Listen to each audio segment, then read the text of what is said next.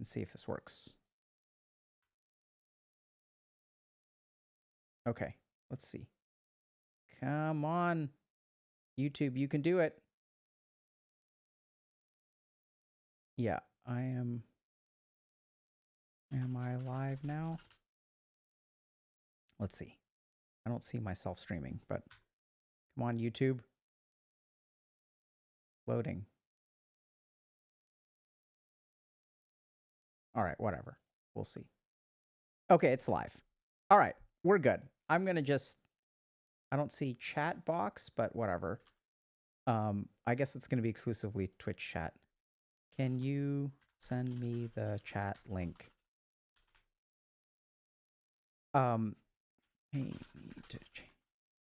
Okay, I have something fun to tell. Okay, so now that we're live on YouTube, let's just do our disclaimer real quick. Okay, welcome to another Healthy Gamer GG stream. My name is Alo Kanoja. I'm a psychiatrist. Although I'm a psychiatrist, nothing we discuss on stream today is intended to be taken as medical advice. Everything is for educational purposes only, or entertainment, if y'all happen to like that sort of thing. And so if y'all have a medical concern or question, please go see a licensed professional. So today is April Fool's Day. So I have an April Fool's joke to share with you. Y'all ready for it? The effects of social media abstinence on affective well-being and life satisfaction is systematic review and meta-analysis. So, the analyses revealed no significant effects of social media abstinence interventions on positive affect, negative affect, or life satisfaction. Y'all ready for the April Fool's joke? The April Fool's joke is social media detoxes and dopamine detoxes do not work. That is, April Fools. For the last 2 or 3 years, everyone has been talking about dopamine detox, social media detox. You should detox. Take a break from your social media, man. It'll be good for your mental health. Turns out, doesn't do anything. So here's how I understand this, okay? So I did a little bit of something called addiction psychiatry for a little while. And in addiction psychiatry, we learned a really important lesson. If you take a 2-week break from heroin and then start using heroin again every day, turns out doesn't do much for your mental health. So let's take a look in more detail at what is going on. That's the TLDR, chat. April Fools, joke's on you. First, let's look at this. I want to show you all something cool. Let's rotate clockwise. Okay, so here's the first thing. So when we're taking a break, duration of social media abstinence, 28 days, 7 days, 7 days, 1 day, 7 days. These are all the studies. A meta-analysis is when we put together a lot of different studies to try to synthesize the data, okay? Second thing,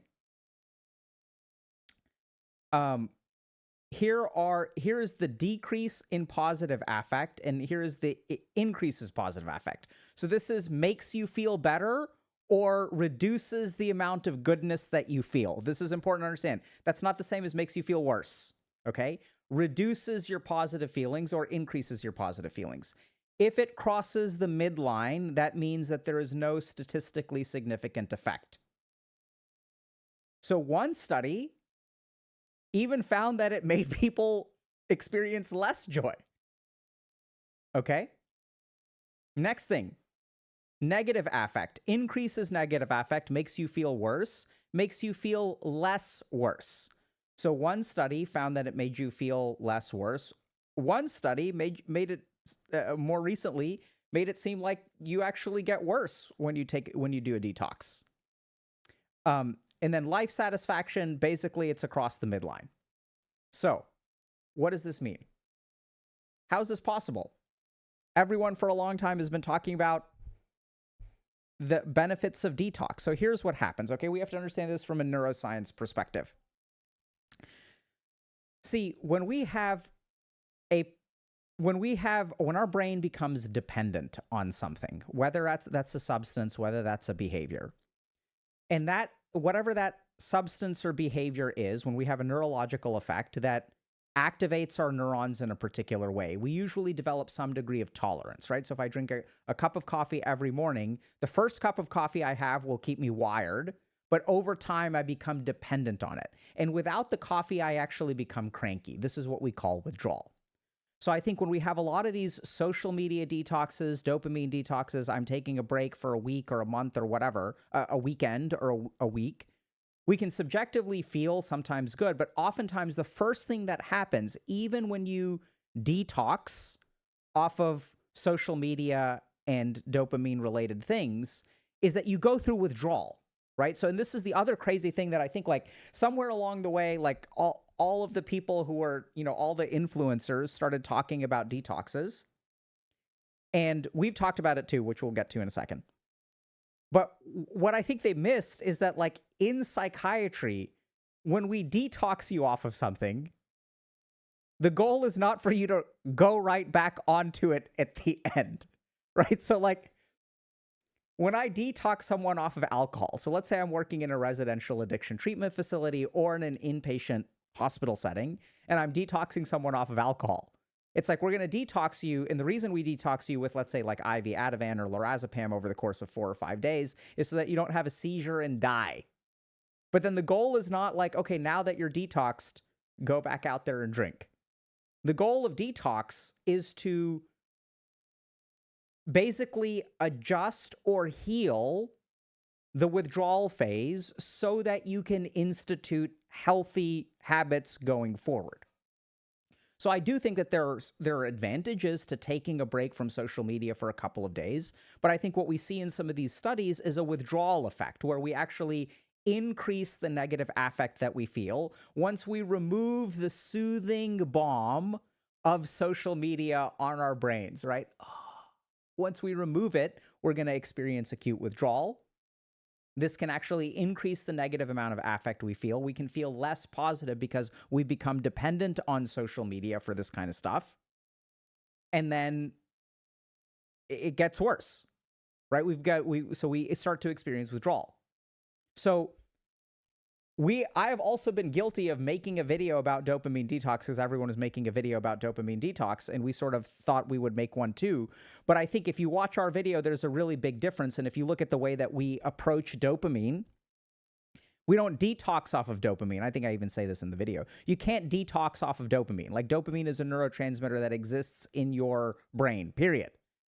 You can't detox off of it, right? It's not like an artificial substance. It's kind of like saying, I'm going to detox off of, like, I don't know. I'm trying to think about I'm going to detox off of cortisol. Like, you can't get rid of cortisol. You can lower your cortisol levels. You can stop the release of cortisol, lower the release of cortisol, but it doesn't work like that. Okay? So if y'all want to be healthy in relation to your social media usage or video game usage or whatever, and that's why we're a healthy gamer, we're not detox gamer, right? We're not like stop. What y'all have to do is really balance your usage over time. So what we have to understand about social media in particular is that the rates of things like body dysmorphia, the amount of social media that we use correlates with the level of body dysmorphia that we have. At least I believe that. I think I've seen some studies to that effect. It's like an evolving area of research, okay? So the main thing is, it's kind of like, okay, if we like using 10 hours of social media a day or 4 hours of social media a day, that is going to have an effect on our mood. It's going to have an effect on our sense of self-worth. It's going to have an effect on our self-image. And those are dose-dependent responses. So what that means is that the more I use social media, the worse I feel. And so you can take an acute detox, but then if you go right back to using it in the same pattern that you did, you're going to get back to, I can detox you off alcohol, but if you go out and you start drinking again, you're going to be back to square one. So I think the reason that everyone loves this idea of social media detox and dopamine detox is because the addict in your brain loves the idea of, I can take a break for a week and then I can go back to using. I don't actually have to make sustainable, difficult changes in my life. I can feel really good about myself by detoxing for a week and then going back to using.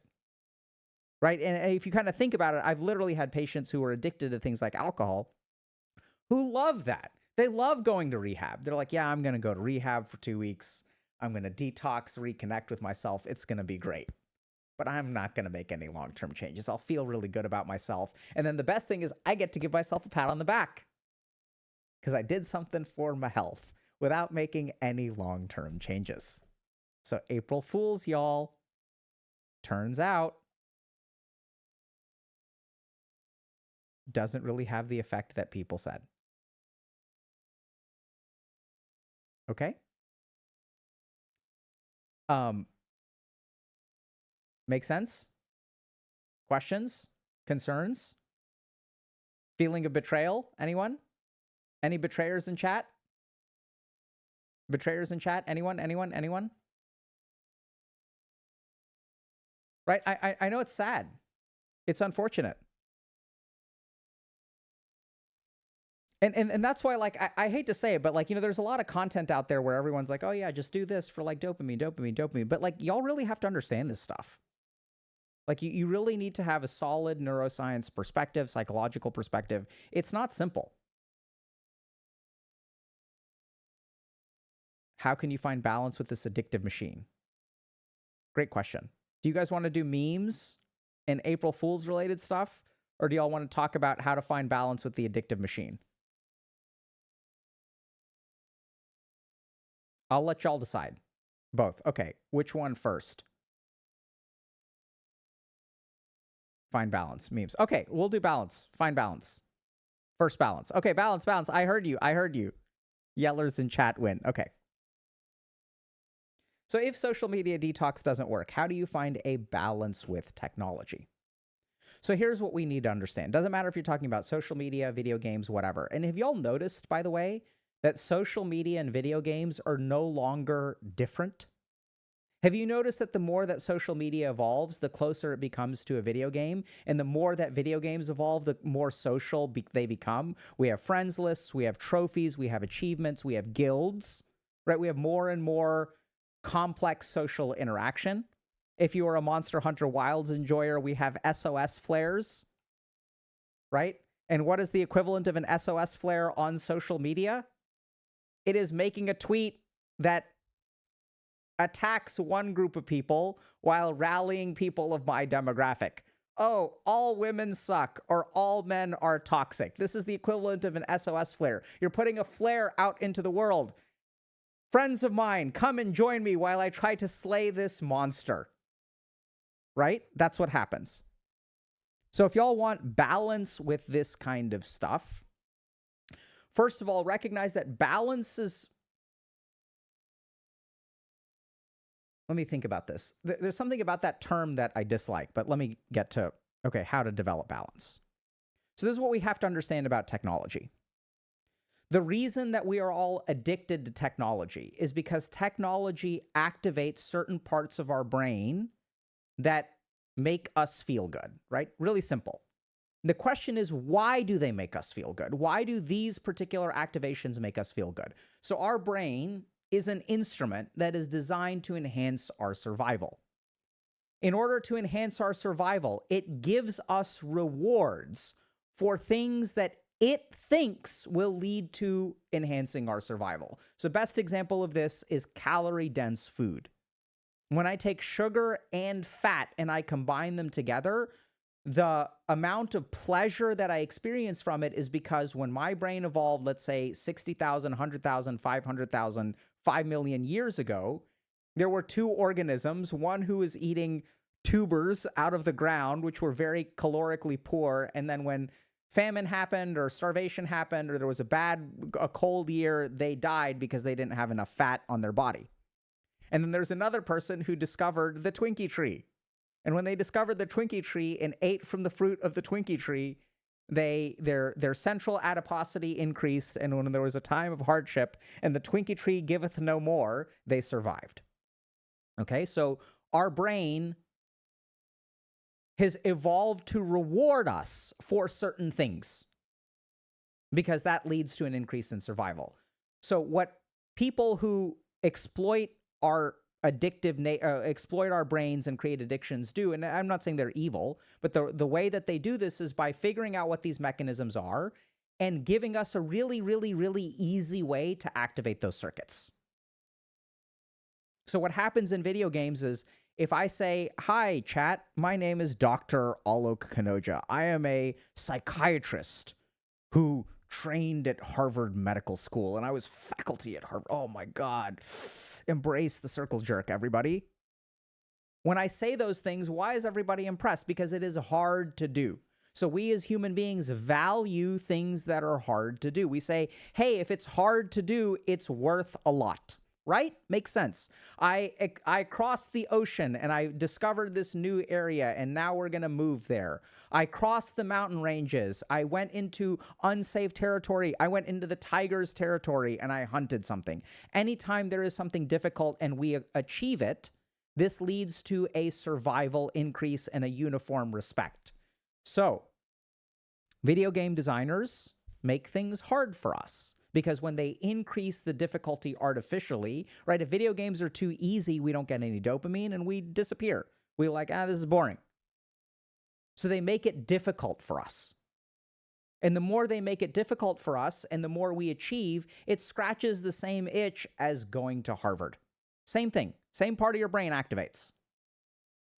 So if we look at social media, they give us, in video games, they give us a sense of difficulty and achievement.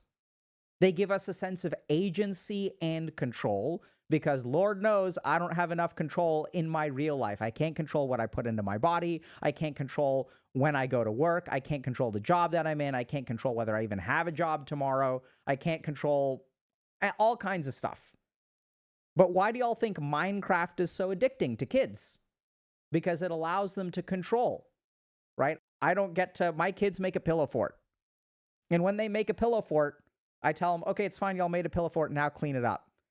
And think about it. When you're a child who's making a pillow fort at home, you have to break all of your work down at the end of every time you play. But in Minecraft, you get to build more and more and more. You get to create. Human beings love to create. We reward people who create. We reward people who build buildings. We reward people who write books. We reward all these things. So our brain is wired to reinforce creative behavior.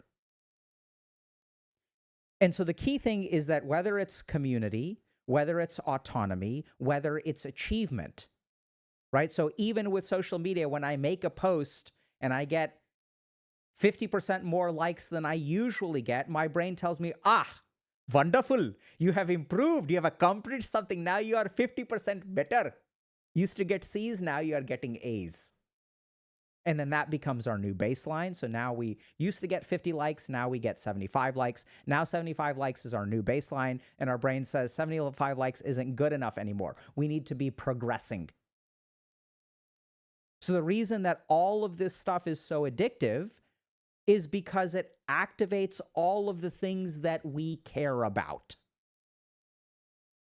See, this is what a lot of people don't understand, is that if you have all of these like productivity influencers or you have tiger parents who are telling you, hey, you need to accomplish more, you need to work harder, you need to distinguish yourself.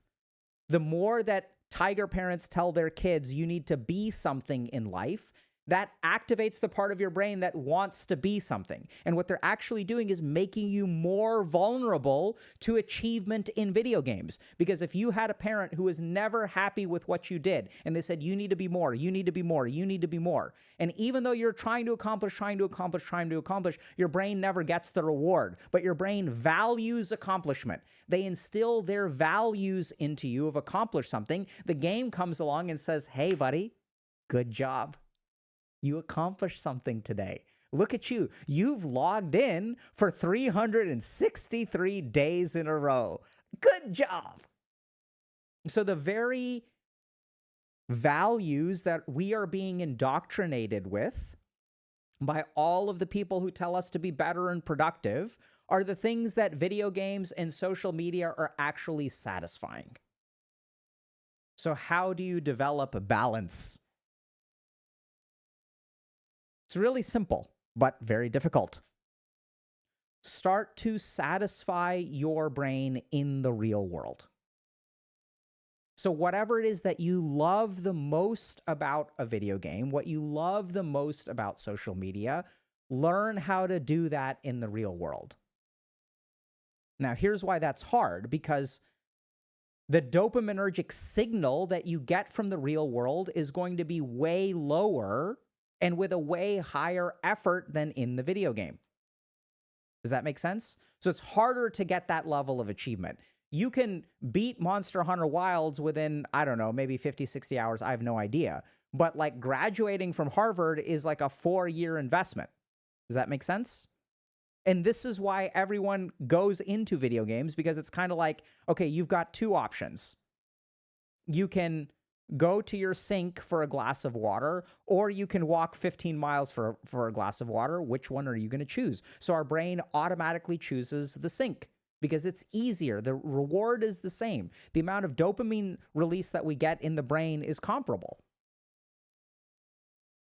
Does that make sense? So the reason that it's hard to balance is because balance is chasing inefficiency. You have to do things that are not rewarding. And then it becomes really hard, because how do you do things that are not rewarding? There's no behavioral reinforcement, or the behavioral reinforcement is so low. So what I would recommend for anyone who's trying to balance is think about what you get the most from this activity. And oftentimes, if we're talking about something like social media, what we get the most is, oh my God, I get to take a break from my day. Oh, I get to take a break. This is the hardest thing. The reason that video games and social media are so damn addictive is because they allow us to take a break from real life. So then the question becomes really simple. How can I, in any way, shape, or form, satisfy whatever I'm getting from the video game or from social media in the real world? And it's not going to be equivalent. You're not going to feel the same. It's not going to be anywhere near at the beginning. But balance is built up over time. Try to do whatever it is in the real world. If you like taking a break, I would say go for a walk. Right? Take a break outside of technology. If you enjoy the feeling of dumpstering noobs, this is what's so hard, do something that is competitive and dumpster noobs IRL. But that's hard. So what y'all need to understand is that you have a choice. You have a choice between things that are easy or things that are balanced. If you want balance, you're going to have to pay for it. And the problem isn't that, the problem is we're not willing to pay the price for balance. And so if you want to do something, and it's crazy, I've been kind of doing this myself even. And it's amazing, once things start to pick up, how easy it becomes. So this is the other thing that I want y'all to understand. If you start engaging in healthier activities, especially for the first 4 to 6 hours of the morning. So what I would say is stay the hell off of your device for the first 4 to 6 hours of the morning. 4 hours ideally. 1 hour is great. 4 hours is really good. And then people say, but I have to check my email when I wake up first thing in the morning because I need to know at 8 a.m. what's going on at work. And then I say, if you need to check on what's going on at work at 8 a.m., you should wake up at 4. Easy. Give yourself 4 hours. So this does a couple of important things. The first thing that it does is when we wake up in the morning, our dopamine stores are full. And so whatever we do early in the morning will release more dopamine because we've got a bunch of it. When we release more dopamine, this does a couple things. Not only will we find it more enjoyable, but you will crave it tomorrow. You will reinforce that behavior tomorrow. The problem right now is that when we dump all of our dopamine, when we wake up first thing in the morning and we browse our phone for like an hour and a half, we dump all our dopamine. Then there's none left over to create cravings and behavioral reinforcement for healthy behaviors. I don't know if this kind of makes sense, but we literally have a currency that the more we spend that currency, the more we will crave that whatever we're doing.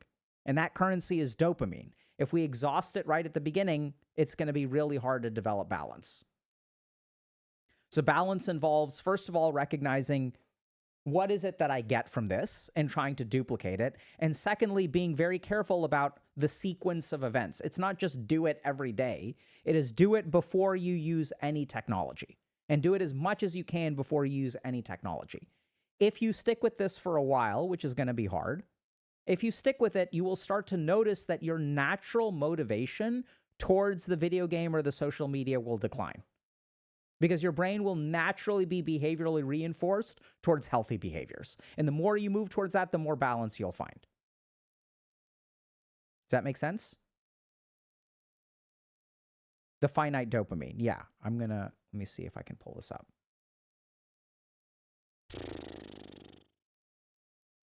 Oh, Jesus. So many papers.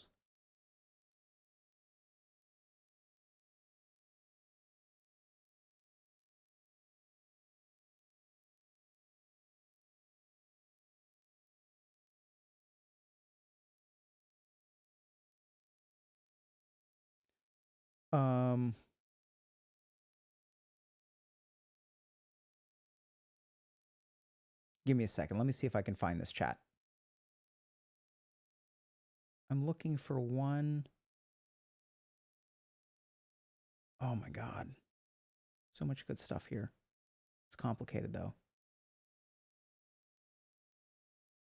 Oh no, here we go.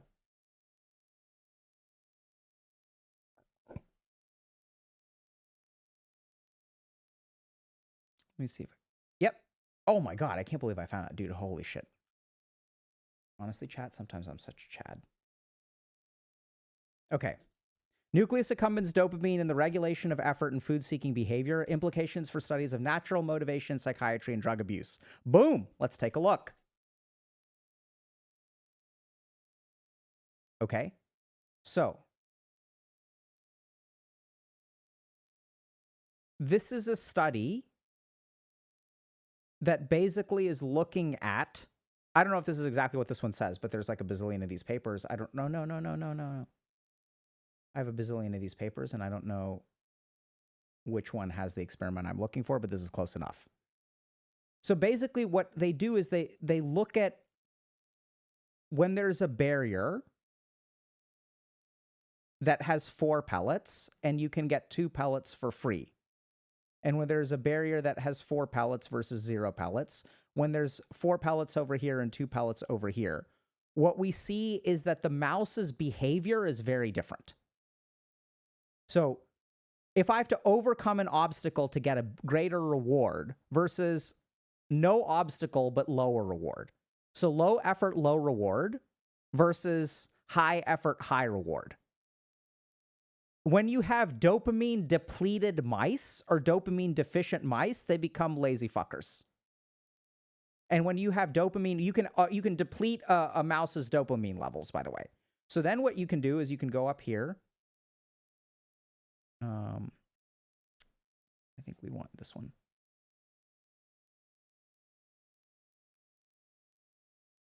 Right? So I don't know if this kind of makes sense, but there is like a value assessment and behaviors that happen. Nah, that's not the one I'm looking for. It's sort of related, but let me find something else. Here we go. So when we actually forget about this, I'm just going to talk. So here's the key thing. See, when we have a dopamine depleted state, we will choose the low effort, low reward option. And when we have a high dopaminergic state, we will choose the high effort, high reward option. And so what everyone like misses, everyone's like, how do I find motivation? How do I find discipline? How do I, why do I just all do this easy stuff? And it's not that, this is what we got to understand. It is not that you are lazy. It is that the technology that you are using depletes your dopamine level and makes it difficult or impossible for you to choose high reward, high effort options. Because here's what happens. When we have plenty of dopamine and we engage in a high effort thing, there's plenty of dopamine that we then release. So when I climb to the top of a mountain, I feel great.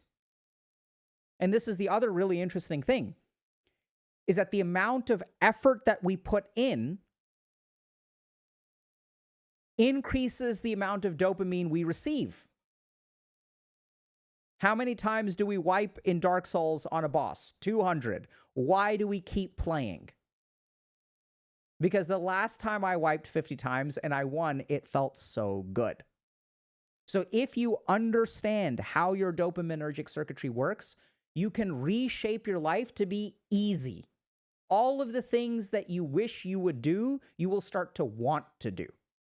All you need to do is understand the dopaminergic circuitry and shape it in the right way. Make sense? We have videos about this stuff. I don't know if y'all have seen them. Okay.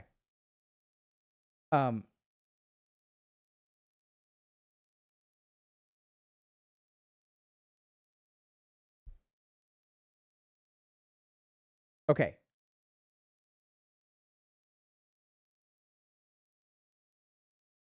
So if you don't spend your dopamine at all, it'll start, if you don't spend your dopamine, it'll start leaking out with whatever you're doing anyway. That's what's really cool about it. So, like all these people who enjoy doing healthy things, and you're like, how the hell do you enjoy doing healthy things? People are like, yeah, I enjoy taking a walk. Like, I enjoy going to yoga. Like, I really find it fulfilling. You're like, what the hell is going on? What is going on? And when these people do not engage in dopaminergic activity, then they have so much dopamine that it starts leaking out with like regular stuff. There's a big nuance there that I'm missing, which is a lot of this is mediated by serotonin, but that's conversation for a different day. There's a dopamine video there. There's a great video that we did that talks about dopamine versus serotonin as well, which y'all should look at. My mic is kind of quiet. Okay, I can fix that. Thank you very much.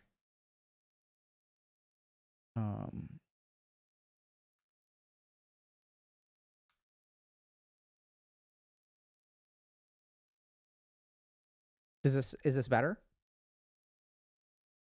We figured this out.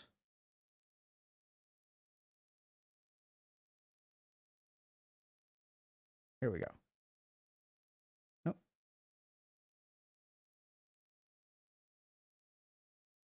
Let me do this.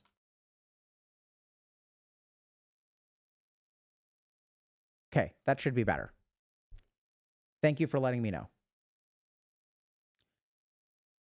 Okay. A little bit more. Can't find the video. Okay, shall we move on to what we were going to do? I have so many good things to... We can talk about science, chat. No biggie. All right.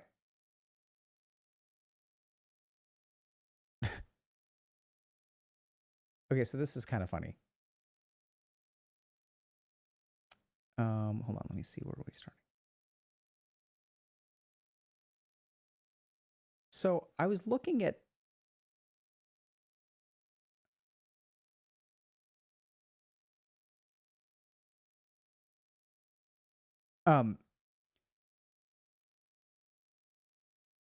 okay.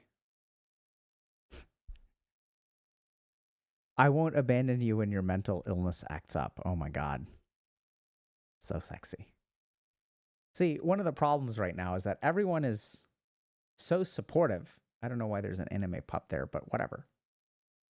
Everyone nowadays is so supportive of mental health. They're like, oh my God. People have mental health problems. We want to be really supportive of that, right? We want to support them. Until you're the one who's on the receiving end, right? Until you're the one who has to actually deal with it. And this is something that like I've struggled with even as a psychiatrist, because it's like my job is to be supportive of people with mental health problems, but then they stop showing up for their appointments. And then it's like, okay, well, now what do I do? So it is really challenging. And people say that kind of thing.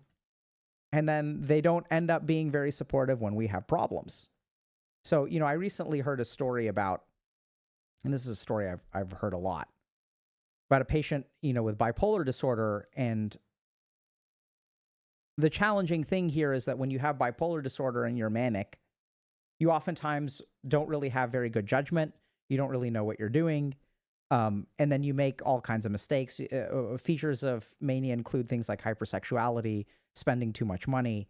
And so oftentimes, this will, not oftentimes, but sometimes, unfortunately, leads to things like messing up your joint finances and sometimes even things like infidelity. And then it's really challenging because, like, how do we support this person? Do we forgive this person? They're in a manic state.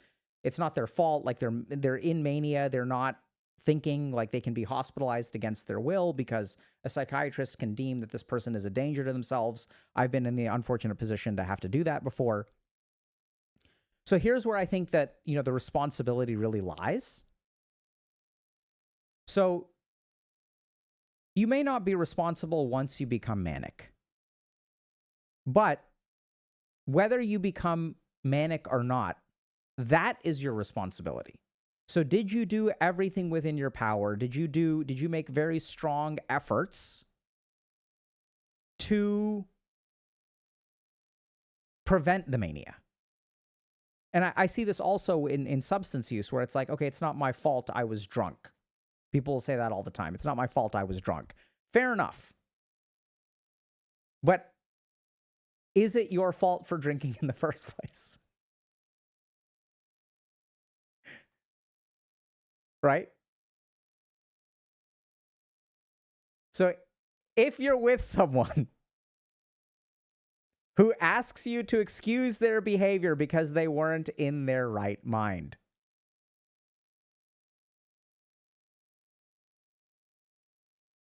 and that's like fair enough.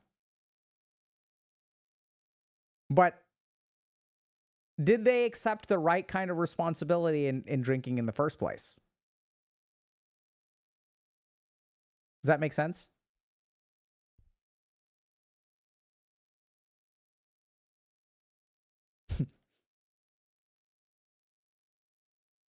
So here's another good one.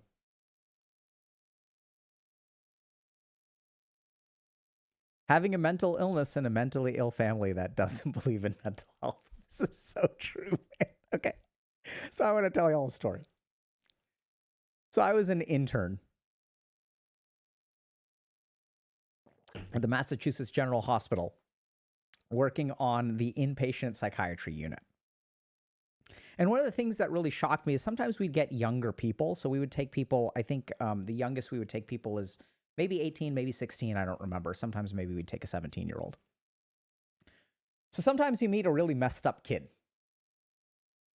And then you're like, man, like this kid is like, you know, like they're struggling so much. Like it's so hard for them. Sometimes they're little assholes, which is sometimes it's mental illness.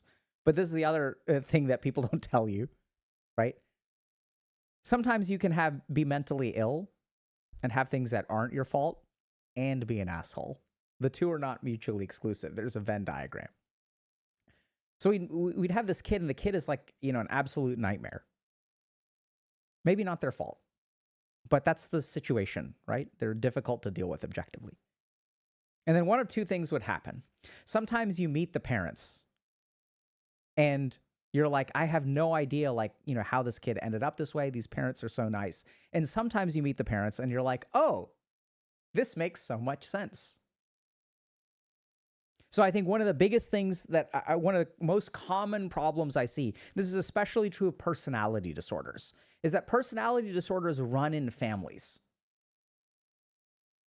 Like narcissism is inherited, right? I have one side of my family has like an 80% rate, like one particular branch has like 80% of the siblings in one household all have NPD. And it's insane. It's crazy. Because when we're growing up with narcissism in the household, that is what we learn, right? So we learn, so how does a narcissist get its needs met? So if I'm a narcissist, how do I get my needs met?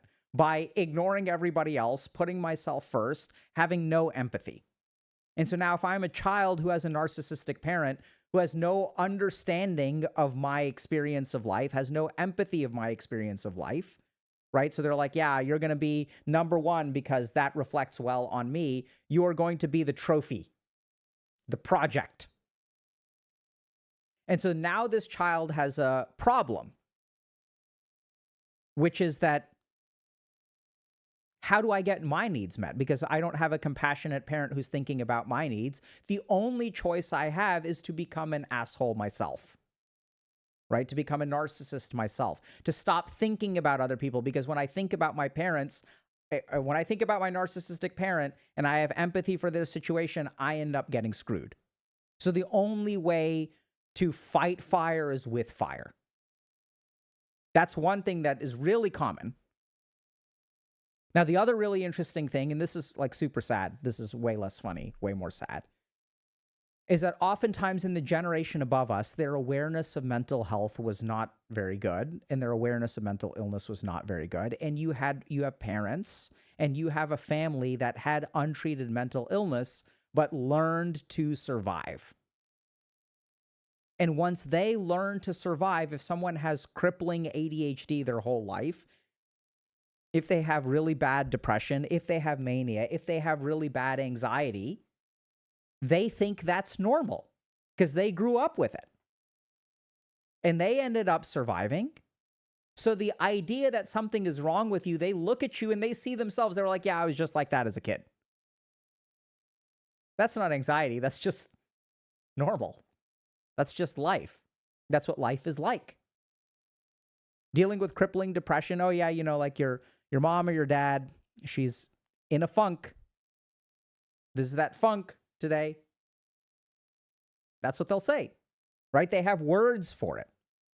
So I want y'all to pay attention. How do you know you're in a family that has undiagnosed mental illness?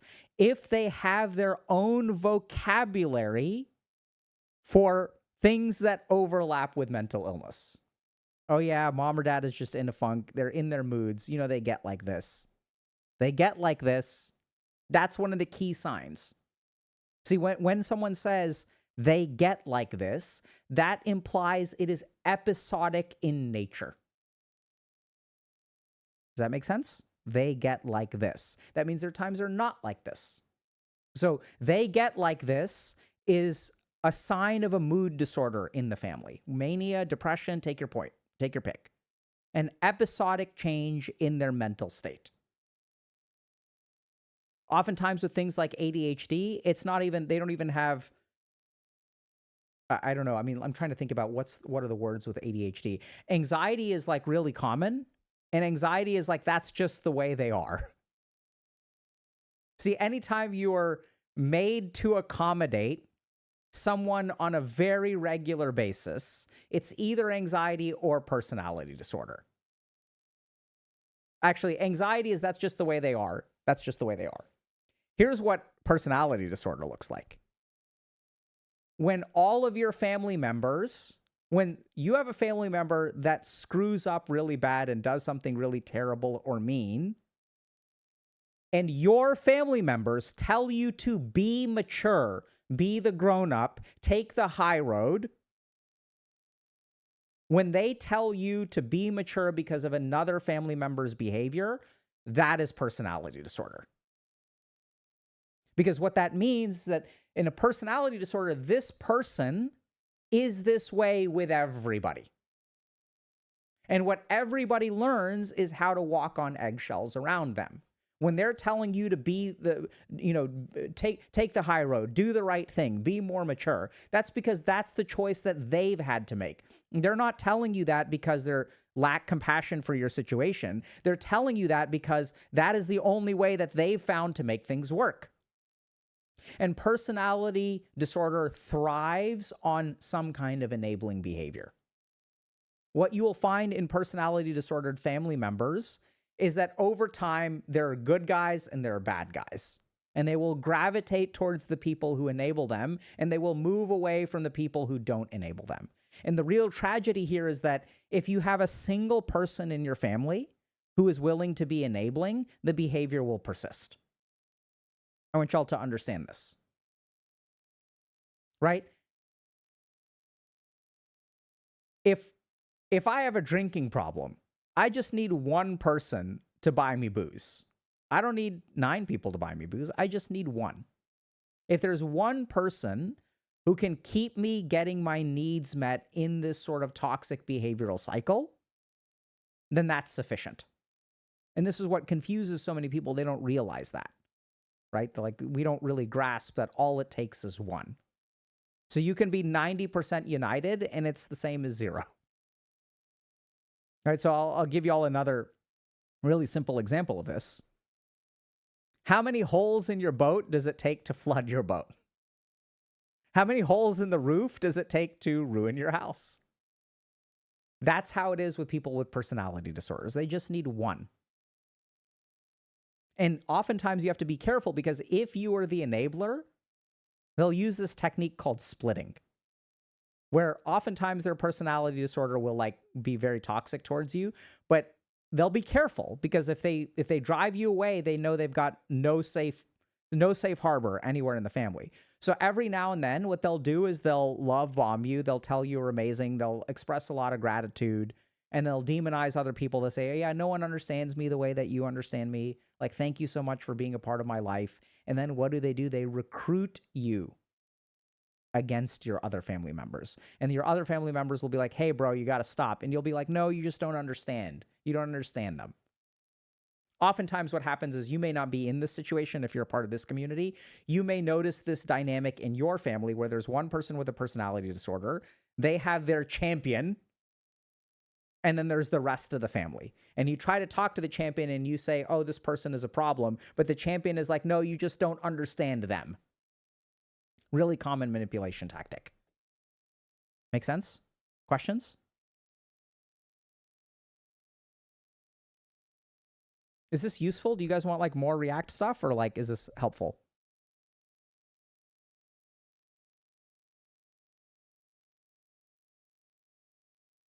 Okay. So, yeah, okay.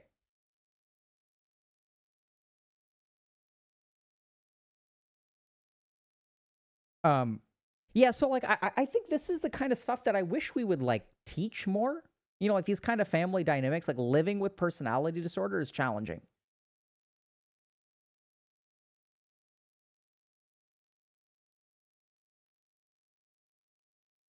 Oh, what is the signal for dysthymia? This is a really good one. If you have a parent who tells you to expect very little in life, that is dysthymia. See, we have to understand in dysthymia. So dysthymia, we've got a video about it. Y'all can check it out. It's really good. Love it. Dysthymia is a chronic state of depression. So generally speaking, if we look at something like a mood disorder, it is episodic in nature. They just get like that sometimes.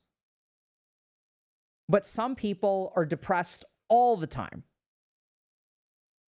And there are absolutely ways to overcome it. It's really hard to treat. The problem with dysthymia, it's a chronically lowered state of mood. So I want to use the iPad for a second, if y'all will indulge me. So I'm going to show y'all what dysthymia looks like. If you will indulge me for a moment.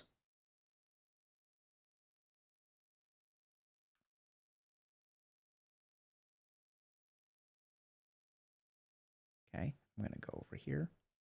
Cool. So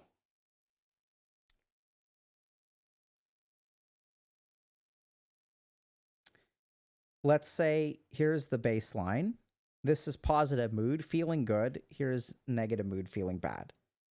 So for a normal person, this is what their life is like. Okay, this is what their mood looks like. For someone who has mania, it goes like this. That's mania. Okay, and usually the high highs are not worth the low lows. So then we have a mood disorder. So here's the normal pattern, let's say. And then with a mood disorder, we're kind of going like this.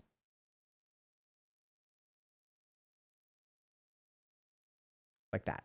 That's what a depressive disorder looks like. So the thing about dysthymia, so if this is the normal range, dysthymia gets constricted. So the high goes over here, and then the low still kind of gets maintained. So they're kind of more like this. So they're really in a constricted range with more on the negative side. So this should actually probably be down to here. This is what dysthymia is. So your whole mood is kind of shifted lower, right? So if I say this is regular mood, dysthymia is going to be kind of like this. I don't know if this is really going to work, but nope, it's doing the whole thing. So if that gets shifted lower, that's what dysthymia looks like. So the other thing about dysthymia that really sucks is that it's chronic. So you can be dysthymic for years. In fact, that's their usual experience. The other problem with dysthymia is that most of our treatments for depression are based on major depressive disorder. So we have the most trials for major depressive disorder. All of our pharmacologic agents have been tested in major depressive disorder, so antidepressant medication, things like that. Dysthymia is a different ballgame. So what happens when you have a parent who is dysthymic is their experience of life is not plus 100 to minus 100. It is plus 25 to minus 75, or plus 25 to minus 50, or plus 25 to minus 100, somewhere in there. And then if we're saying that regular depression is like goes down to negative 200, bipolar disorder can go down to negative 300.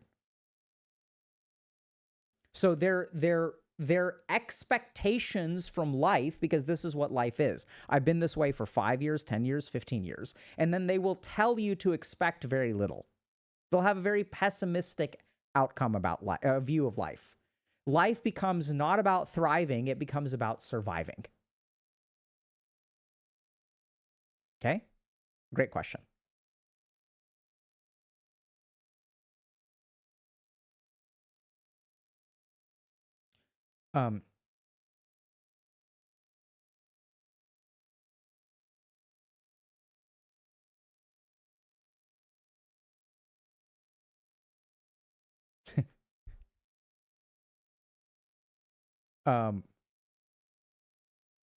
Okay, so there are cases of something called double depression. Double depression is when you have dysthymia plus a mood disorder on top. And this is important to understand. This is because the mechanism of dysthymia is different from the mechanism of a mood disorder. So dysthymia is really born, I mean, there's a video where I explain this way better than I'm about to, but dysthymia is born with this concept of something called the dominant other. And the dominant other is when your happiness in life depends entirely on a force outside of you. So really good examples of people with dysthymia that have unhealthy upbringings that are not toxic. So so let's say you have a chronically ill parent. So they're not toxic, they're not abusive, they've got maybe really bad lupus, systemic lupus erythematosus. Okay, SLE. So really bad crippling autoimmune disease. So if you're a child who has, let's say, a mother with lupus, they're not abusive, they're not toxic, but your happiness on a day-to-day basis depends on your mother's health. So whether you have a birthday party, your birthday party gets canceled because mom has a lupus flare, so she can't she can't organize things, she can't whatever. It's not her fault, but you grow up in a situation where your happiness is fundamentally not in your control. There is some force outside of you that determines whether you get to be happy or not. And the moment that happens, this child learns that happiness is not something that I'm entitled to. It is not something that I can strive for. The circumstances around me will determine whether I am happy or unhappy. And what we know is you can even take mice and put them in stressful circumstances that are outside of their control. They can't build a nest. They can't hoard food. They can't do any, there's just randomness going on. When a human being is surrounded by randomness, they become amotivated.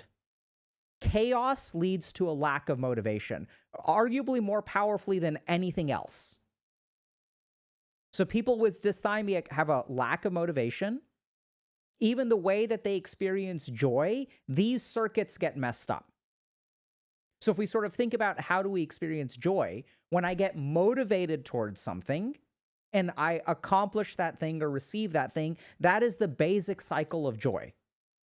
So joy requires, generally speaking, motivation of some sort, right? That's how most of us move through life. Different ways to move, and if you do yoga and stuff like that, you can learn a different way of living life, which is really healthy. But it's hard. It's not, most kids who grow up with chronically ill parents don't figure this stuff out because yogis basically figured it out and then they teach it to us and whatever. So it's very different. So dysthymia has a sense of, okay, life is just going to give me I get what life gives me. I don't have any sense of control. I don't have any sense of power. Therefore, life becomes about surviving. I have to get through things. So sometimes parents with dysthymia will, first of all, tell you not to expect very much. And then secondly, will tell you to persevere. They'll advocate perseverance and endurance because that's what worked for them. That's the only way that they've been able to survive, is they keep powering through, powering through, powering through. If you find yourself powering through all the time, you should seriously consider getting evaluated for dysthymia. We have some educational content about it on the YouTube channel, but by all means, go see a mental health professional.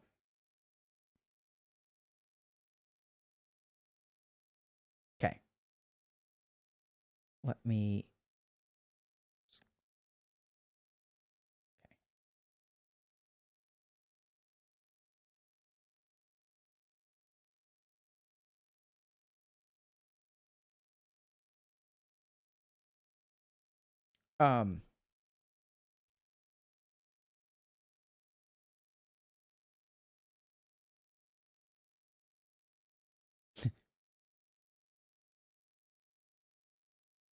Okay. I'm sort of seeing that things are moving into a direction of like parenting. Oh, dysthymia is persistent depressive disorder. I think dysthymia can also share roots with CPTSD. Right? So let's understand, like, see, let's talk about trauma for a second. So if you look at illnesses like generalized anxiety disorder, major depressive disorder, bipolar disorder, personality disorders like borderline personality disorder, all of these have a risk factor of trauma. So if you get traumatized while you're a child, you could develop something like post-traumatic stress disorder. You could develop something like chronic post-traumatic stress disorder, CPTSD, or you could develop NPD, narcissistic personality disorder, borderline personality disorder, major depressive disorder, generalized anxiety disorder. You can get traumatized, right? So the question becomes, how do you know what happens to someone? Like, how does it, if you have a trauma, hold on, this is another screen sharing moment, chat.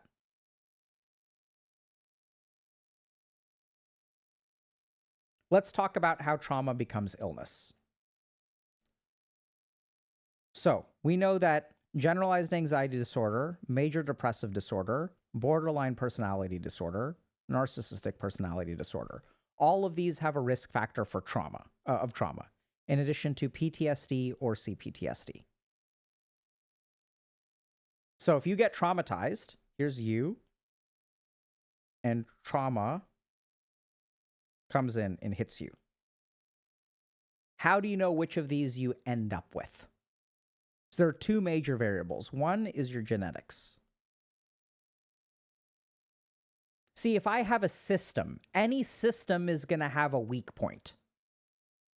If I'm sailing a ship, is the hull the weakest point? Are the sails the weakest point? Are the masts the weakest point? Is the rudder the weakest point? Is the anchor the weakest point? Every ship on the planet is going to have a weakest point. And when I expose a stress to it, in which way do you crack? So a trauma is a stressor, and depending on your genetics, if you have an anxious parent, if you have a mood disorder disposed parent, if you have, depending on,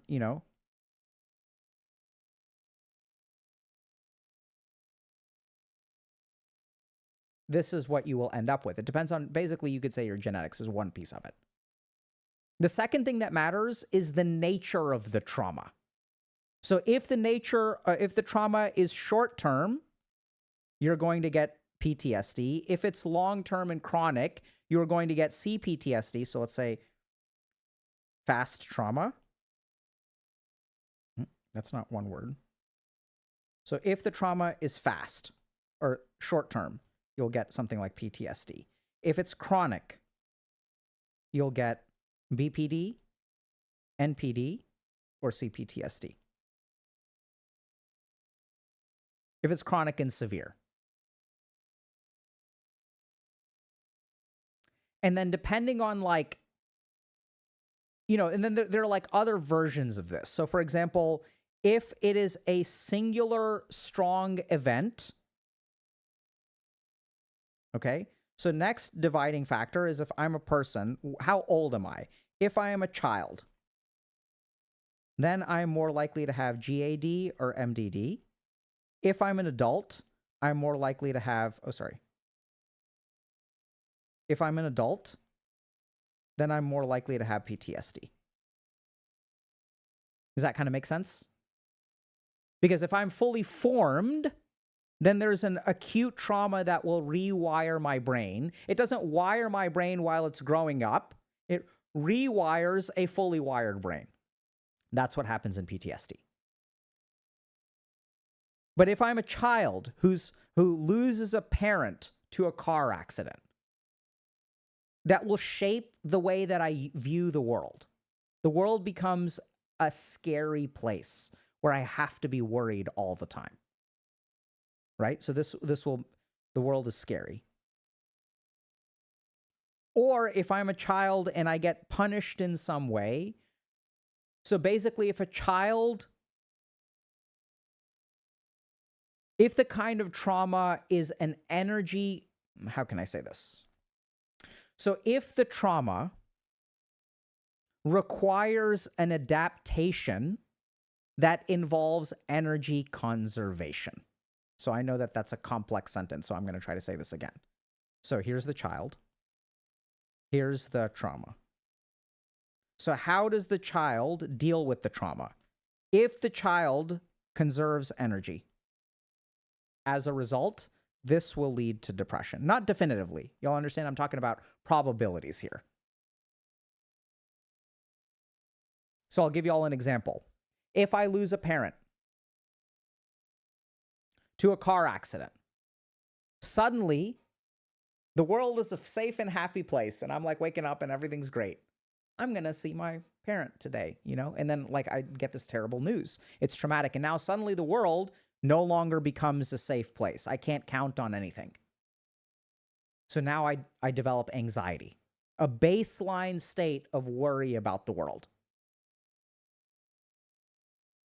Now, if I have a parent who's an alcoholic, who gets drunk and then starts yelling at me, maybe is physically abusive, emotionally abusive, then what happens is I learn to be small. I learn that trying to be excited about things doesn't work well for me.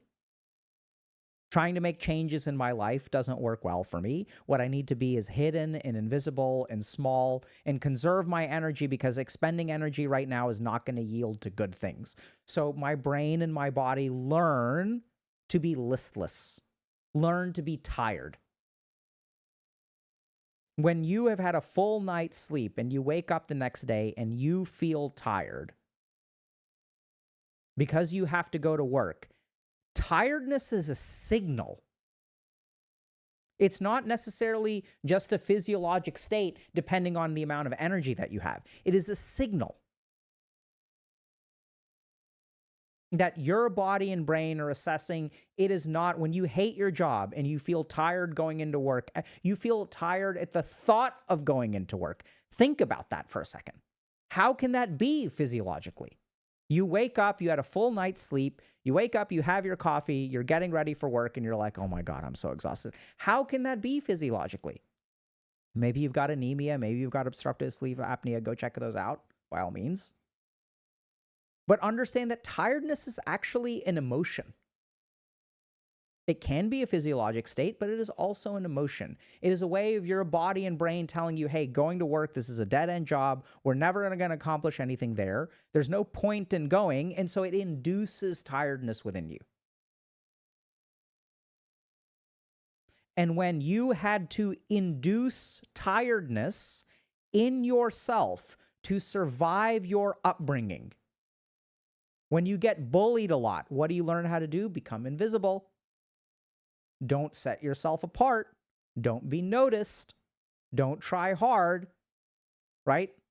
Any kids out there that got bullied and then got an A and your bully got a C, what did that do to your bully when your teacher says, "Hey, Alok, good job. Hey, class, let's give Alok a round of applause. He got the highest grade in the class."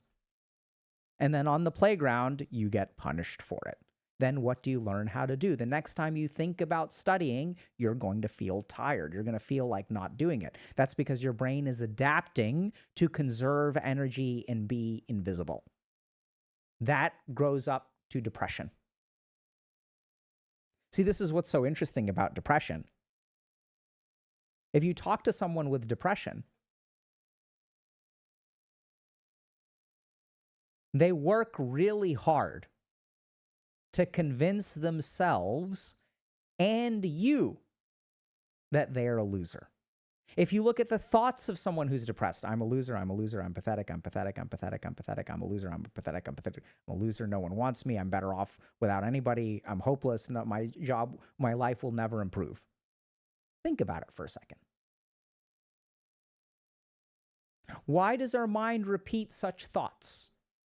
When something is true, we don't convince ourselves of it constantly. Right?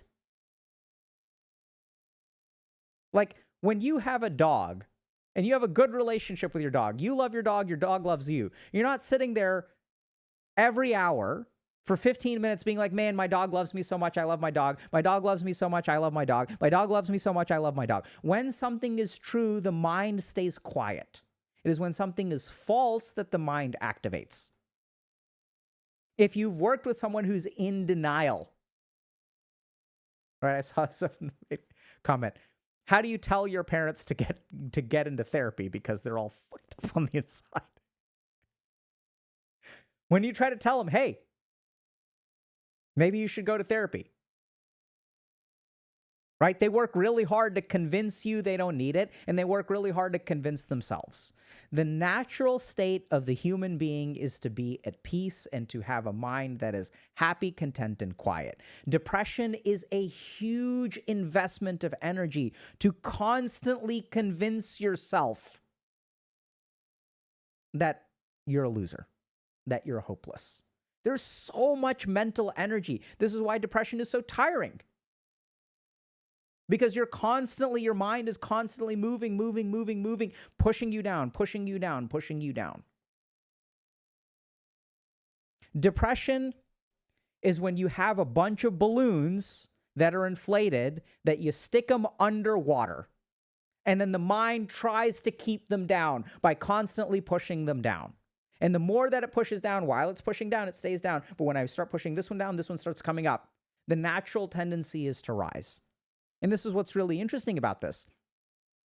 If that's true, one would expect depression to be time limited, right?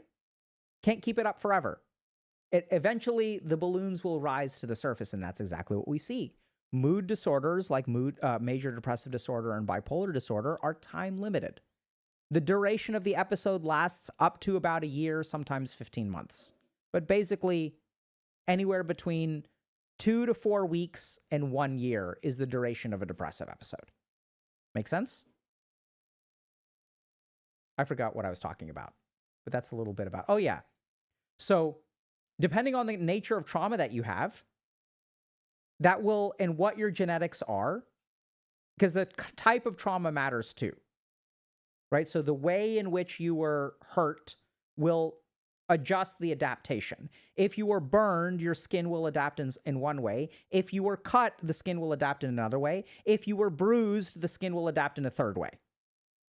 So our mind is my mind cut? Is it burned or is it bruised? That will be a mood disorder, an anxiety disorder, or even a personality disorder. And then what we also know from adaptations of the skin is when I cut chronically, my skin will adapt in a different way from a single injury. And the same is true as well. Whether I develop PTSD or CPTSD or a personality disorder depends on the nature and the chronicity of trauma. Make sense?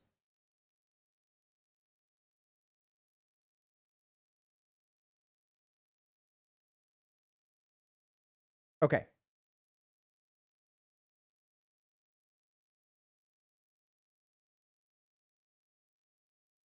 The way that the body heals is depends on genetics too. Yes.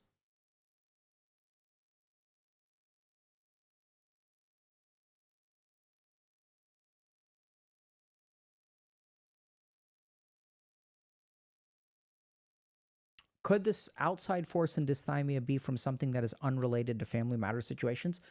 Definitely. Right? That's why we sort of say there's this concept of something called the dominant other. So there's just some force outside of you that is exerting a lot of control in your life that takes away your agency. That's really the feature of the dominant other. So it doesn't have to be family.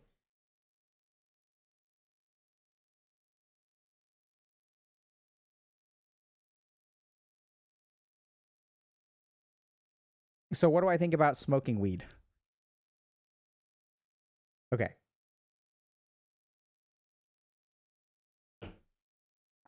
So let's understand this, okay? Let's take a... Okay, so first, chat, I'm going to ask permission for something.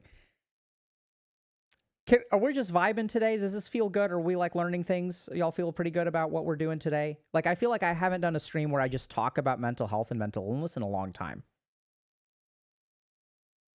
Okay. We good with this? Okay. You guys can keep asking questions. All right. We're just vibing today. Okay. So, Dr. K versus weed, round 10. Okay. So I'm going to take a spiritual perspective on weed. And what I mean by a spiritual perspective is a karmic perspective. So let's understand what drugs do. There is a baseline amount of happiness that we have in life.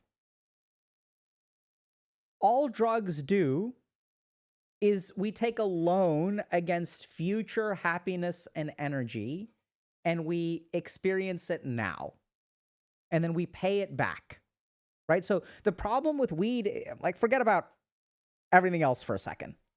So I want to ask y'all, when you get high, what is the next day like? Is the enjoyment that you experience, does that cost you something in the future? So even if we look at, okay, I use weed to treat my anxiety. Fair enough. But what is your anxiety like tomorrow? Right? That's the main question. And it's not just weed. This is true of just like basically all substances. I think about them karmically. So when I party really hard, I'm hungover tomorrow. Right? There's no such thing as a free lunch. There's no way of getting around entropy.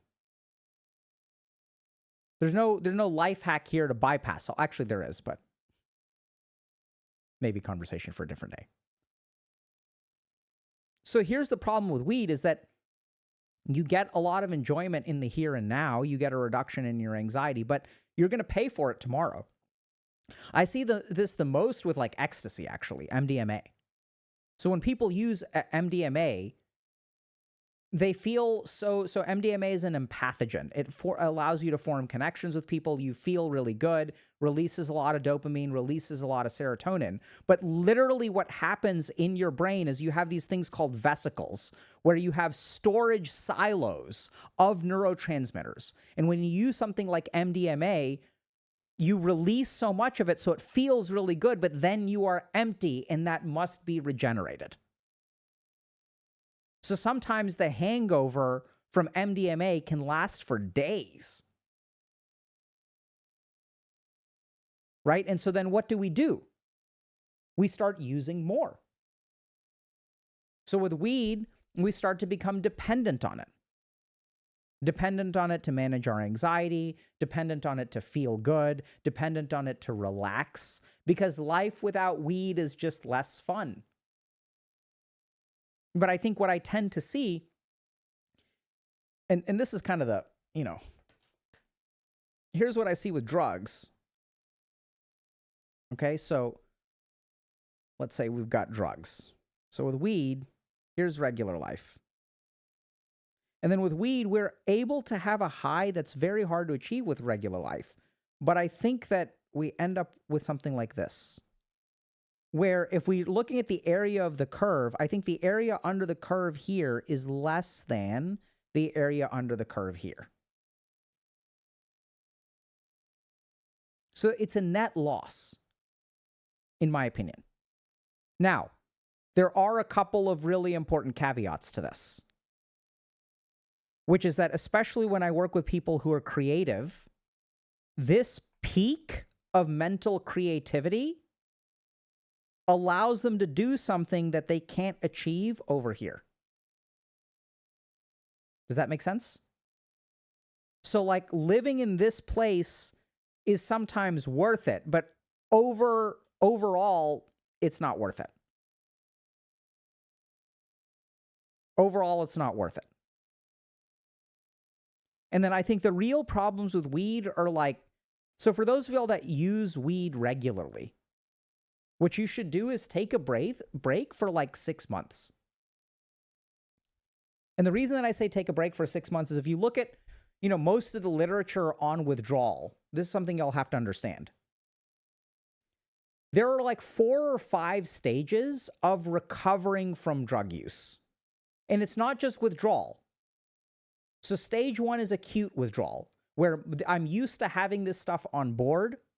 And the moment that I take it away, like I crash, right? Or I experience withdrawal. So like caffeine withdrawal is a really good example. Like this lasts a couple of days to maybe a week. But then the other thing that people don't realize is that when I'm chronically using a substance, my brain makes long-term adaptations. And those long-term adaptations can take weeks to fix or months to fix. So literally the way that your brain has planned the architecture of your neurons has been adjusted based on weed. This is not just repairing a building. This is the layout of the city. That takes months to rewire. And here's the really crazy thing. There's a third layer of adaptation which people don't even realize until you're sober for a long period of time, which is once I live in a city that is organized in a very inefficient way, I adapt to my brain. This is not adaptations within the brain. This is adaptations to the brain. You adapt to your brain. You say, oh, fuck, my concentration is effed. Therefore, I need to do this. I need to do this. Therefore, I can't do this. Therefore, this is out of reach. So this is where like we're getting like tiers of adaptation. And there's some second meta level tier of adaptation where when you use weed a lot, you start living your life in relation to a weed-built brain. What you're capable of, who you hang out with, what your motivational circuitry is like, the targets that you set for yourself. You start to adapt to your brain and your body. And then that can take years to recover from. To start to see yourself in a different way, to start to realize that what you are capable of, what you can achieve is fundamentally different. And I'm not even saying that you can achieve more. Generally speaking, that's true, but I see this all the time. Oh my God, it's so hard. Oh my God, chat, it's so hard when I work with people who are creative who use weed. Because they have adapted, they've started to rely on the weed for that burst of high creativity. Right? And so now it's like without the weed, the thoughts are not there the way that they used to be. The ideas are not as brilliant as they used to be. I'm not as funny as I used to be. Comedy writers are the worst. So hard. And so now you have to learn how to be creative without it. So this adaptation isn't always like positive in direction. Generally speaking, though, over time, it works really, really, really well. And here's how you know the difference. If you want to know what is healthy for you and what is not healthy for you, there's one really, really simple question you can ask. Does my body hold on to it or does my body get rid of it? So anything that our body tries to metabolize, generally speaking, can be viewed as unhealthy. Now, on balance, it can be good for you, right? So blood pressure medication is a great example. The reason you have to take blood pressure medication every day is because your body is like, hey, what is this toxic foreign chemical that is not supposed to be in my body? Your liver is like, bro, we got to break this shit down. Your kidneys are like, let's excrete this. We got to get rid of it. So you have to take it every day. If we look at something like fish oil gets stored. Good for you. Calories, good for you. But we can say, now here's the other caveat, right? So calories have reached a point where, like, I don't know if this makes sense, but like calories fundamentally are really good for us. Y'all get that? If we stopped eating calories, we would die. So calories are really good for us. It is impossible to survive without calories. Fundamentally impossible. Can't survive without calories. And in the same way that sometimes we want toxins in our body because of the situation that we're in, at this point, we want to force our body to take something over and over and over again because on balance, it will improve our survival. The opposite can also be true, where we want to reduce our calories because at this point, they're now maladaptive. But if y'all want a really quick rule of thumb of why drugs are bad, it's because your body chooses to get rid of them. Right? It's the thing that your body holds on to. Like vodka. That are good for you. Right? The body stores water. That means it's good for us. Really simple. And complicated.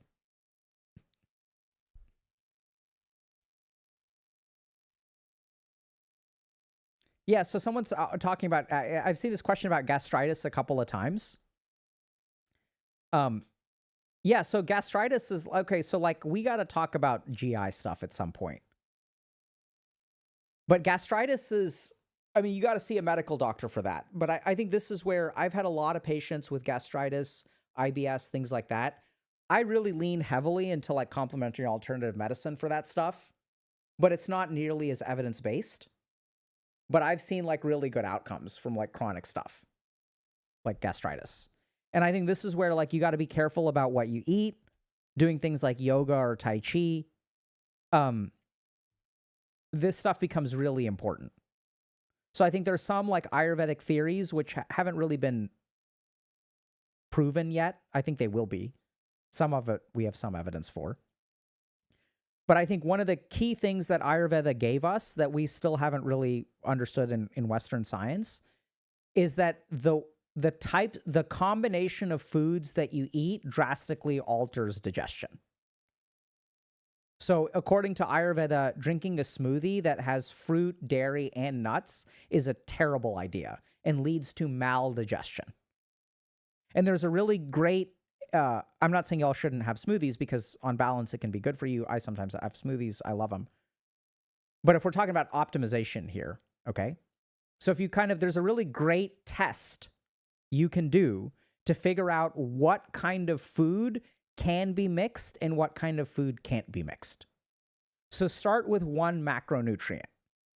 So let's say you want to eat pecans or almonds or something like that. Take pecans or almonds and eat them. And notice how much you burp. Okay? Then what you can do is have a single bite or a small quantity of another kind of food. So my suggestion would be some kind of fruit. And immediately notice what happens to your stomach. You will find that some combinations of food lead to a lot of burping. Some combinations of food will lead to bloating. It isn't just the food itself. And so what some people do is they say, oh, I can't handle dairy, or I can't handle this kind of food. It could be true, but it's the combination of foods. When someone says, oh, I can't eat steak, it's not just steak. It's the copious amounts of butter that the steak is cooked in that you don't cook at home, right? So when we eat food outside and like we eat at restaurants, like y'all have to understand there's a lot of stuff that is on the plate that you don't see. So if y'all are struggling with GI stuff, first of all, go see a doctor. Secondly, there's some, and I think y'all got to be careful about this, but like some functional medicine docs are really good. I've worked with functional medicine docs that are amazing and have excellent clinical outcomes for their patients. And I've worked with functional medicine docs that are kind of like scam artists and, like will prescribe a lot of really expensive out-of-pocket, like platelet-rich plasma infusions and things like that are like really, really expensive and have super questionable results. So I've seen both kinds. So y'all got to be careful. But work with a good doctor, someone who understands you, someone who you believe in, someone who is willing to really understand who you are as a person, and then understand your own digestion. So 2 really simple tips to understand your digestion. Number 1 is pay attention to the combination of foods that you eat and how you feel afterward. Number 2, we got to do this at some point. Your poop. Look at your poop. There's a healthy poop and there's an unhealthy poop. There are lots of unhealthy poops, just like there is healthy skin and there is unhealthy skin. There are healthy joints and unhealthy joints. Lots of different variations of unhealthy. So if we're talking about skin, we can have something like a purpuric rash. We can have an erythematous rash. We can have, a rash that is dry. There are all kinds of different qualities of skin. And depending on what the nature of the unhealthy skin is, we understand what the problem is. The same is true of poop. Are your poops loose? Are your poops constipated? And do you poop multiple times a day? Do you poop once a day? Or do you have a nice log? Like, what are we dealing with here? Like, what's going on? And the goal, if you want to figure out what you want to eat, I'd say a very, very simple rule of thumb. You should eat whatever gives you good poop. Greasy poop, not good. Right? And what you'll find is that generally speaking, healthy poops will have more fiber in your diet. But there are also cases where, depending on what your constitution is and how your digestion is, that you may need to eat quote unquote traditionally unhealthy things. And this is even stuff like, does your stomach handle raw food better or does it handle cooked food better? See, everyone sort of thinks like, I got to eat more salad because salad is healthy. Salad and vegetables. So eating vegetables doesn't necessarily mean you need to eat salad. You can eat a lot of healthy vegetables that taste great and feel way better on your stomach if you cook them. So understand this. Salad is hard to digest. So if y'all want to understand this, just cook something and see how it tastes. What you'll notice is that cooked food tastes better. Why is that? That's because the cooking process breaks down some of the tissues, like some of the substance of the vegetable, and makes the nutrients more bioavailable. So we taste them. If y'all want to understand this, also really cool experiment that you can do. Take a piece of bread or something like a cracker and eat it without anything else. Don't put anything on top. And notice how the taste of the bread changes in your mouth the more that you chew it. It'll start to become sweet. That's because your enzymes are breaking it down. Right? So if there's a kind of food that you cook and it becomes sweet, how does it become sweet? That's because things are being broken down. The heat is breaking things down. And there's also really great tests. So when you, let's say like you cook with something that becomes sweet, and then if you cook it too much, it starts to caramelize and then it starts to blacken. Right? So if you do like a sweet marinade on something and you cook it too much, it starts to blacken. Then it tastes bad. Now we've moved from making nutrients bioavailable to destroying the nutrients. And then it tastes bad. So how do you know how long to cook something? Cook it for optimal taste. Right? So when you boil the crap out of something and it's like brown and disgusting and it's like doesn't even taste good, versus like a nice stir fry where things are nicely cooked, but it's got a bit of crisp to it, feels good to crunch in your mouth.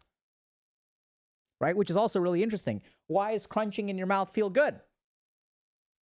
Because crunching, when you have rotten food, it doesn't crunch. Right?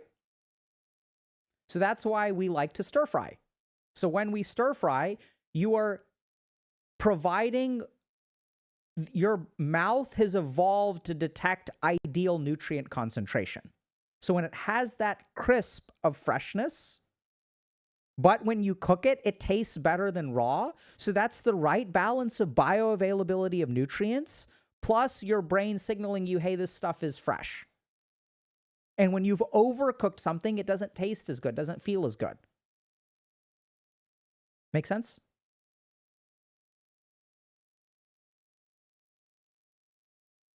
Okay.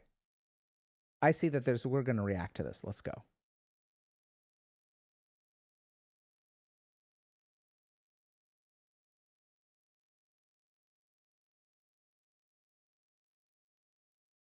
Hold on.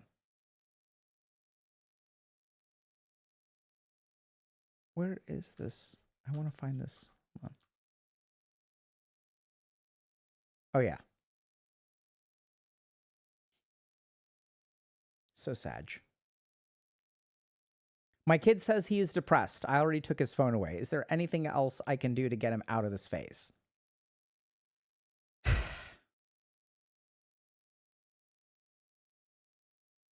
Where to even begin with this? See, some parents, and it's sad because we're actually like crafting parents in this way, are very behaviorally focused, right? They live in this world of like rewarding good behavior and punishing bad behavior. And the problem with depression is that depression leads to behaviors that are bad. So depression leads to being in your bed. Depression leads to messiness in the house. Depression leads to having really low energy, so spending a lot of time on your phone. Right? And so sometimes what parents will want to do is they see the behavior that they don't like. You're spending too much time on your phone. Let me take your phone away.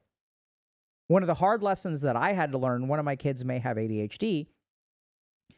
And what I realized is that putting her in timeout is like torture. Her mind needs something to grapple with. And if I watched her, when I would put her in timeout, she would get so wiggly. She needs some kind of stimulation. She goes absolutely insane if I put her in timeout with nothing to do. And so this is where, like, I think it's kind of sad, but oftentimes timeout is a great and appropriate punishment for neurotypical kids. But if you're a neurodiverse person, a normal punishment for a neurotypical kid can feel really, really, really bad to you. That's the whole problem, right? So I had to figure out a different way to induce the right behaviors and stop the bad behaviors. And the key thing here is that, you know, people, the really sad thing is that when you have parents who take your phone away because you're depressed, they're like, how do I help them get out of this phase? The problem is that depression is, generally speaking, mood disorders or time-limited illnesses. So the parent will take away your phone and the depression will get better over time. And then you're really screwed because now your parent, there's a time-limited illness that was going to get better on its own. You can kind of think about the flu. The flu, generally speaking, gets better on its own. And then if I do something and then the illness gets better, then my brain concludes, taking away the phone fixed things. Right? This is why, like, when I'm working as a doctor, like, patients will come to me with all kinds of ideas about how, you know, oh yeah, like if I, like, you know, drink water upside down, then it cures me of the hiccups. You know, there are all these cures for hiccups. Have y'all ever wondered why? It's because hiccups get better on their own, and you eventually try random crap for like 3 to 5 minutes, and then something ends up working, and then you're like, wow, that's magic. It was going to get better on its own. Make sense?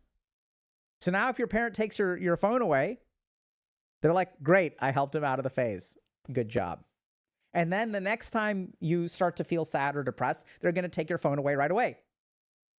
Now, phones aren't necessarily good for you when you're depressed. They may be a necessary evil, but phones can absolutely, several studies show that phones will make your mood worse, right? Increase your anxiety, increase feelings of depression, increase feelings of sadness, make you feel like you are worth less than you are because everything that you see on your phone shows other people who are better than you doing all kinds of fun stuff, whereas you are at home, or you're commiserating with a lot of other people who are also depressed It's kind of one of these mental health spaces where there's just a lot of negative energy floating around. It's sort of a support space, but it's not an uplifting space, right? So the problem with mental health communities on the internet is that they provide a lot of support, but they don't necessarily uplift, especially when there's all one kind of person in there. So when I have a collection of everybody who's depressed, it can be quite depressing. And what we do as clinicians, as a psychiatrist, when I run a group for people who are struggling with depression, or my experience is more in chronic pain and addictions, I'm sort of there as like an uplifting force. Right? Does that kind of make sense? Like, you need some amount of diversity in there. You need someone to help uplift as opposed to just wallow in our difficulties. Huge difference. So it's tough, because parents will take your phone away and they'll think that they fixed the problem.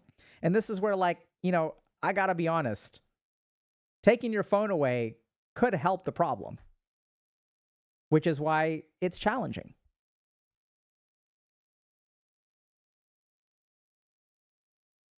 But I think the key thing to remember is, if you're a parent or you're dealing with your parents or you're trying to help a friend, I mean, a huge thing that we really believe in here at HG is good diagnosis precedes good treatment. That's a principle of life, not just a principle of medicine. If you want to fix a problem, I don't care if you're a mechanic or a plumber or a doctor.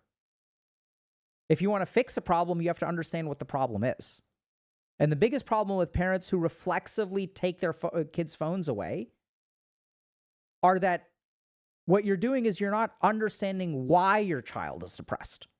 You're not understanding what the root of the depression is.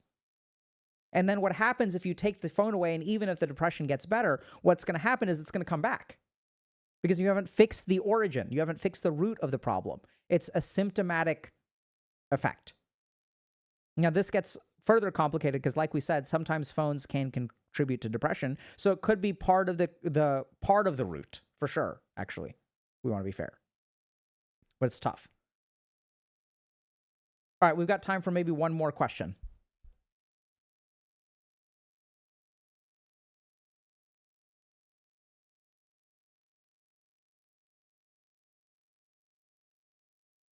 Okay, this is a good question.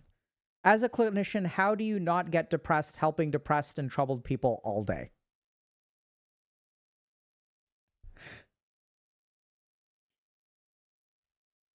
So, I once asked a pediatrician who was an oncologist, pediatric oncologist. So I was on the pediatric oncology floor. And on the pediatric oncology floor, there are kids with cancer. And there are few things more depressing than children with cancer, right? Some like 5-year-old kid, I mean, I remember, it's like heartbreaking. They've got like a feeding tube in, they've got a PICC line in, and then, like the doctor comes in and says like, hey, we're going to have to like remove the PICC line because it's gotten infected and we need to put in another PICC line. And then the kid is like, turns to his parents and says, heartbreaking, do I have to? Right? It's like the kid doesn't understand what's going on. They understand it's a painful procedure. Like, it feels bad to get a PICC line inserted. And they're like, do I have to? And the kid has no idea what is going on. And they're just like, do I have to do this? I don't want to do this. It hurts. And like we're kind of like, yeah, you have to. It's really sad. So I was asking this pediatric oncologist, I was like, how do you do this, man? Or woman, because it was a woman. And then she was telling me that, like the fun thing is that like sometimes they get better. And when they get better, it's amazing. Right? So when you've got a kid who's like got all these tubes hooked up and they're 5 years old, and then like a year later, you get a birthday card where they're like at Disney World and they've gotten a lot better and they don't have a PICC line in anymore. And they're like living life, and you like saved someone's life. It's like feels good, man. So I think that's a big part of it. When everyone says, how do you work with people who are depressed? Right? You're looking at one point in time. You're not looking at the trajectory of your own life. So the reason that it's fun for me is because I see these people get better. They like get married and have kids and find careers That's why I like actually working with personality disorders and addictions. Like, because it's like these people, their life is at such a low, and like helping them get to a place where their life is like put together helps. Like, it's great. I love it. It's so rewarding. So that's one piece of it. The second piece is that, I don't know if this makes sense. See, the only reason why working with depressed people is hard is if you are vulnerable to emotional contagion. If I'm around sad people all the time, that only becomes a problem if I let the sadness in. But one of the things that we learn, and this is why psychiatrists like over time start to test highly on the sociopathy scale, because we have to learn how to put empathic blocks in place. So we learn that. But then the other thing is like, it's the internal attitude that I have, right? So I sit with someone, I cry with them, and it actually feels good. It feels good, like you feel connected. Even if it's connected around sadness. This is why grief, like, when you have a funeral and everyone shows up and they cry together, like, why do we do that? That somehow feels good. So what happens with, especially with depression, is when you work with someone, if you feel that connection with them, that connection feels really good, even if you're connecting around something really sad. And then the attitude that I take is, okay, it's like, it's my job to try to help this person, right? This is what I'm here for. So there's a dharmic or duty aspect to it. What am I here for? This is what I signed up for, right? So you kind of approach it with eyes wide open. There are going to be hard days where you feel a lot of negative emotion, but that also is like where you feel that negative emotion in that moment. The patient leaves and then I go for a walk or I go home and I see my kids and, like the kids are there and they're happy and we're hanging out or whatever. So I think a certain amount of it, you could say that it's putting up walls in your life, but I don't think that's really technically the healthiest way to do it. It's about being in the present. It's about when someone is sad in your office, being sad with them. And then once they leave the office, letting them go. And then when you take a walk, being where you are. Right? Enjoying a park bench. Enjoying a walk outside, enjoying a hamburger, enjoying French fries, enjoying garlic rosemary French fries. Enjoying life. And then the other reason that depression is so hard is because, I don't know if this makes sense, but like, once you accept that life is crappy and it's good, then we don't need to avoid the bad stuff as much. That may not make a whole lot of sense, so I'll try to explain this again. But see, the moment that you accept that some of life is going to suck, you can embrace the suck. You don't have to run away from the suck. You can be like, this sucks.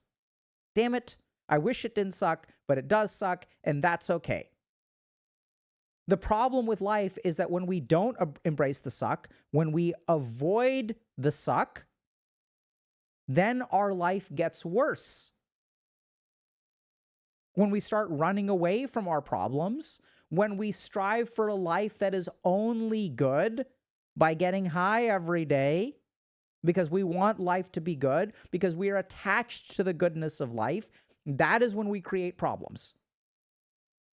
And then the ultimate reason that I do it is once you understand that surrounding yourself with depressed people is not something to be avoided, is not something that will destroy you, is something that you can survive, then it becomes really easy.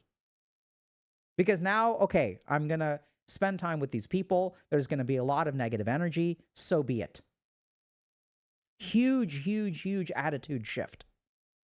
And once I make that attitude shift, once I recognize, okay, this person has a hard life, this is going to be hard to sit with. It's going to be hard to deal with. So be it. And then something cool happens, right? So it's like we form like spirit link. And then I start absorbing some of their damage. But once I start absorbing some of their damage, if I'm pretty stable and I do a lot of yoga and I do a lot of meditation, I go for a lot of walks and I work hard to develop a loving life with people on the internet who I feel connected to, and I feel warm and safe and loved and appreciated and all this kind of shit. Like, I mean, look at this community. This place hasn't been all, sunshine and rainbows out of everybody's butts all the time. And yet there's something good here. And so, like, your ability to tank damage is way higher than you realize once you start, like, acknowledging, okay, like, I'm just going to tank this damage, like Spirit Link. Going to take some of that deep, so I'm going to tank some of that damage, and then something cool happens, because once you start tanking some damage, then your patient starts getting better, right? Because they get, like, relief. They can, like, move to the side of the arena and start bandaging up. And then they start turning their life around, and then everything shifts. Once they start turning their life around, I don't have to absorb as much damage. Then I start to feel good, and then we end up winning, and then it's like, yay. And then you level up. So that's how you do it. Make sense?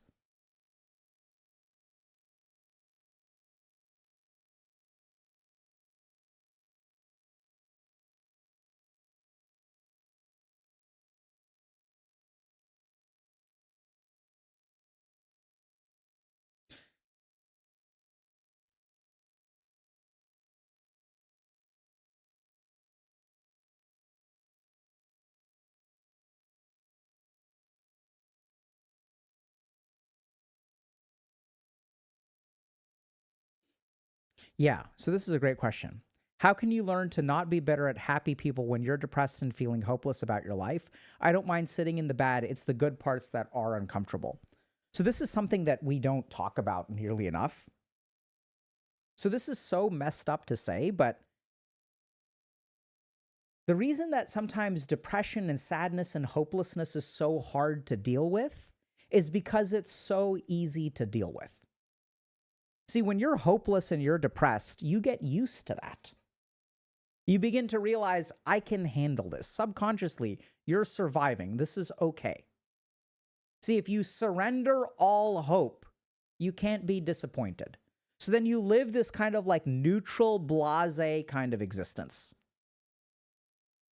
It's just surviving, getting through the day, finding what little joy I can. You give up hope.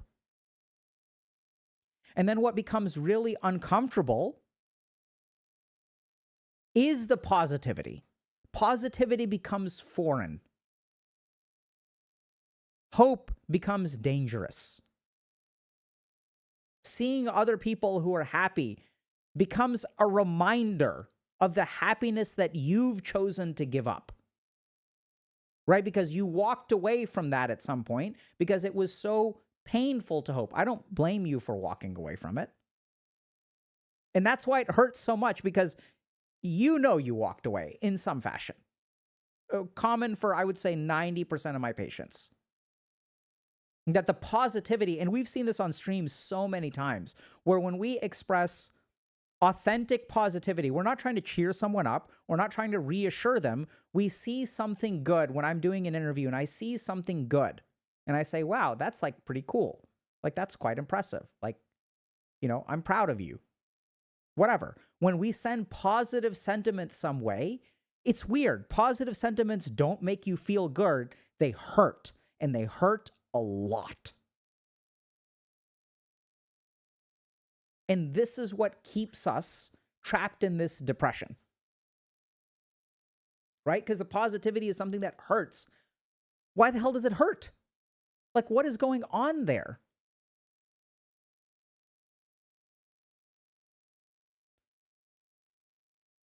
So in order to survive depression, we have to numb ourselves.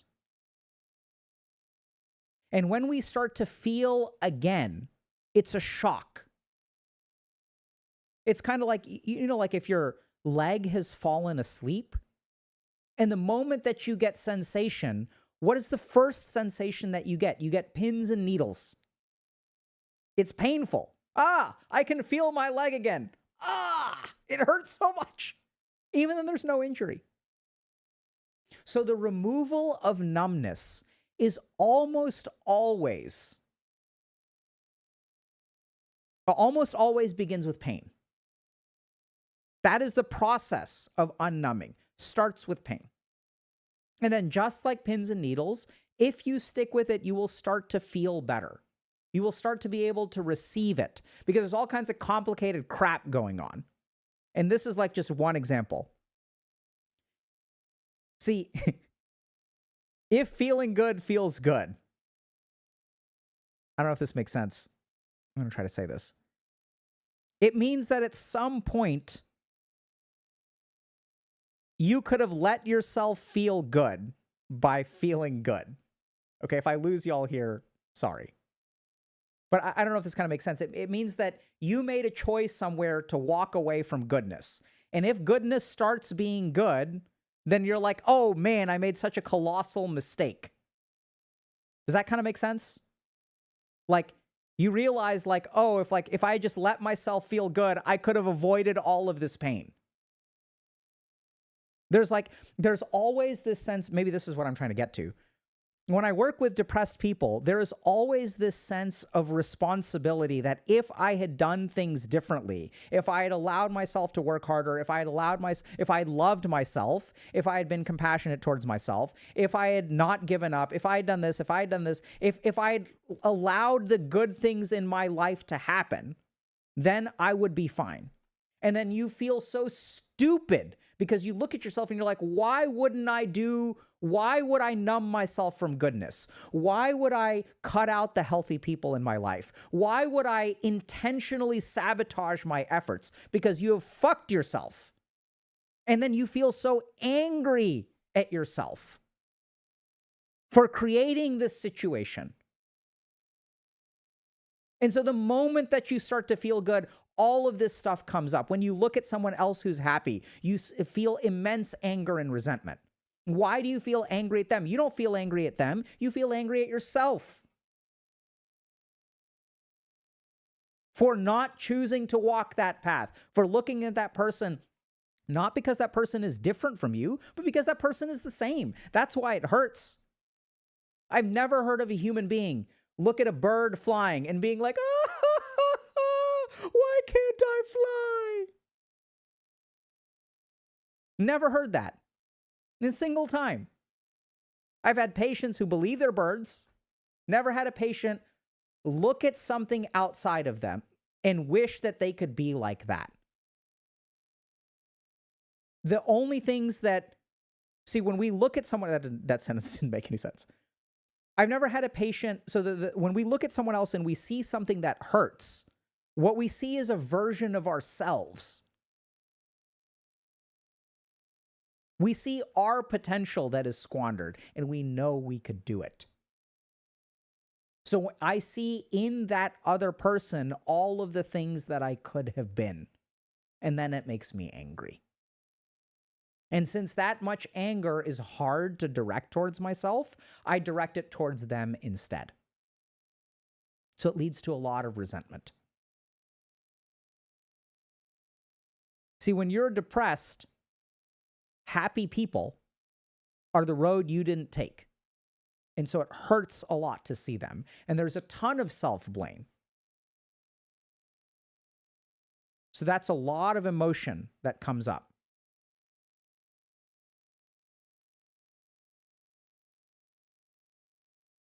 Right? So what we resent in other people is not what we're incapable of. It's what we're capable of and chose not to do. Now, the problem here, so people are asking, how do you deal with that resentment?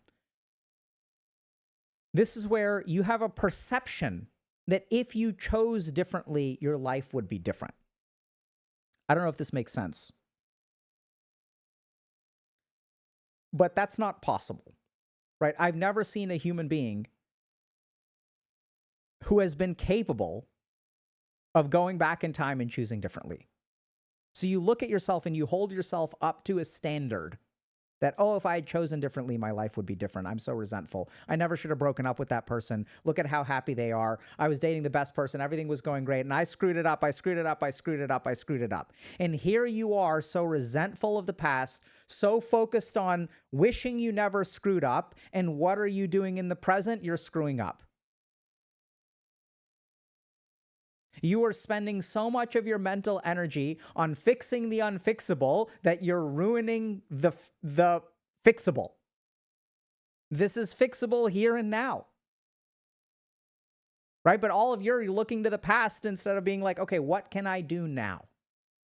So when I work with people like this, we decompress a lot of that emotion. Needs to be done.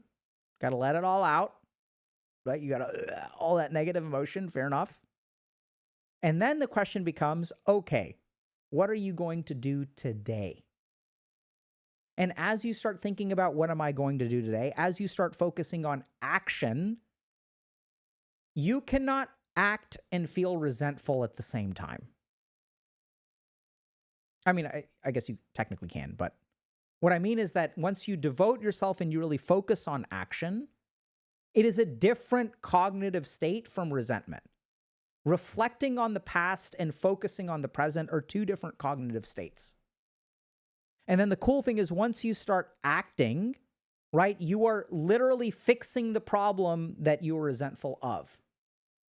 You are saying to yourself, okay, if I had acted differently in the past, my life would be differently today. Some people will go their whole lives resenting the mistakes of the past and ruining the future that they could have, even today. You can be smoking for 30 years and you can quit smoking, and in somewhere between 2 and 10 years, you can undo a gigantic amount of damage from smoking your whole life. Possible. Right? You can't reduce the risk completely, but there's, you can get immense gains, unbelievable gains, if you change today. And the ultimate antidote to resentment is to no longer have something to resent. I can sit here and look at my past and say, oh my God, I screwed up. But then 4 years later, if I've put my life together, let's say I'm in a healthy relationship, or if that's not your thing, you're having as many one-night stands as you want, you've put together your career, you have friends that you enjoy waking up, you have a body that it feels good to inhabit. Once you have all of these things, resentment has nothing to grab onto.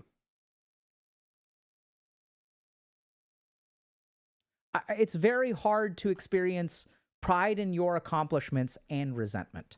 So if you're stuck in resentment, stop trying to fix the problems of the past and try to build a life for yourself that you can be proud of when you inherit it tomorrow. And that's ultimately how you overcome it.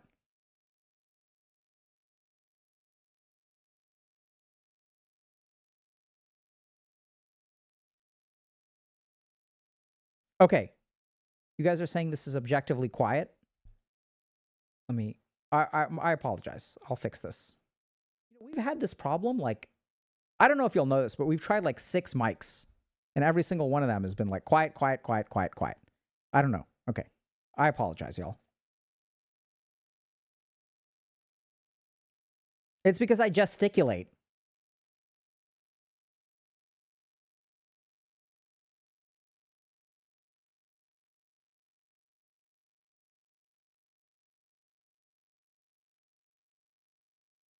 Okay. Yeah, so it looks like it's good for a lot of people, not great for some people. So we'll continue working on it, right? Got to make everybody happy. That's where normally I would say you can't make everybody happy, but nah, got to make everybody happy. All right, today's been fun. I got to get going, chat. It was nice to see y'all. I think we got to do this more. Just hang out, man. Miss those good old streaming days where we're just streaming, man. Just streaming, vibing, talking, hanging out.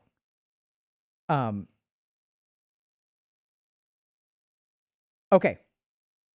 So thank y'all very much. Take care, everybody. We will see y'all. I think we have membership stream on challenges and meditation part 2. It's going to be a good one. And then we've got 2 other membership streams this month because we dropped the ball on one last month. So we're going to make good. So we're doing challenges and meditation. We've got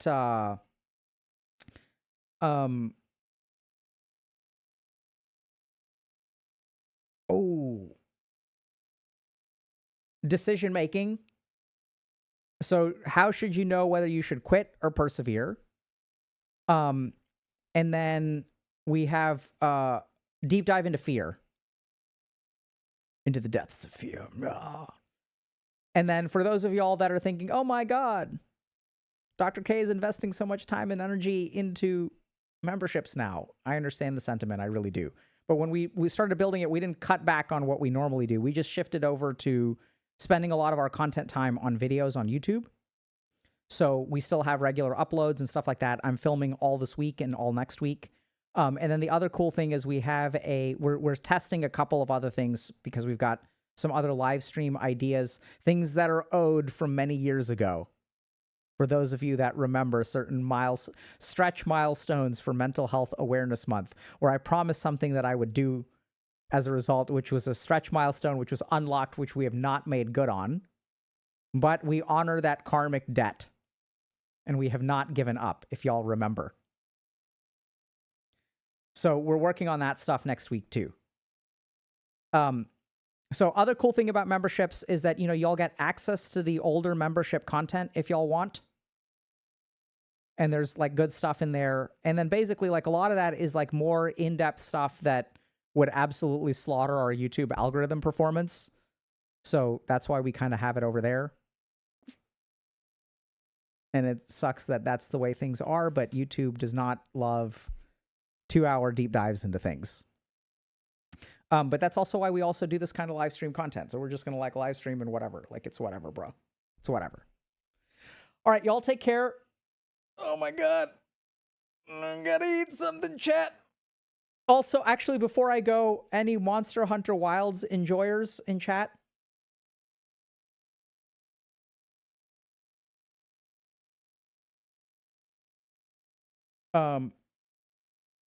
Okay, can I ask a quick question? So if I'm using longsword, I try to level up my sword level. Okay? I can't use greatsword. Greatsword is like way too slow. So, but with the longsword combo, to level up my sword level, it's like super slow and I always like hit or get hit or dodge.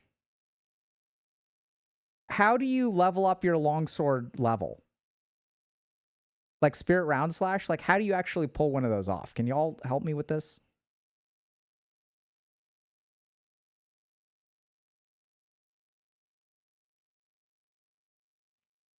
Four times R2, you can't hit. I mean, there's no 4 times R2 combo is okay. X. Okay, so do the fade slash and then R2, R2, R2. Yeah. So yeah. Okay.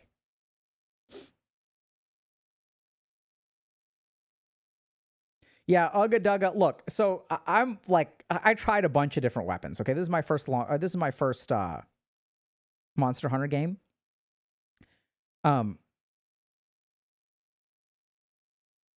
And weeb weapons. I didn't know it was weeb weapon, but okay.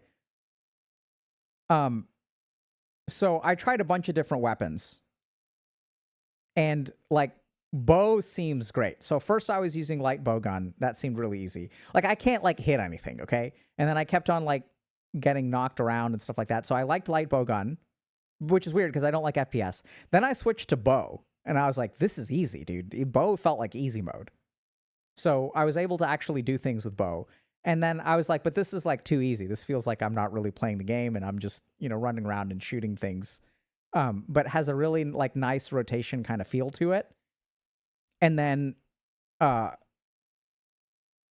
okay, sword and shield. Okay, I'll try sword and shield. Here's my concern about sword and shield. Don't you have to be like good at reflexes to use sword and shield properly?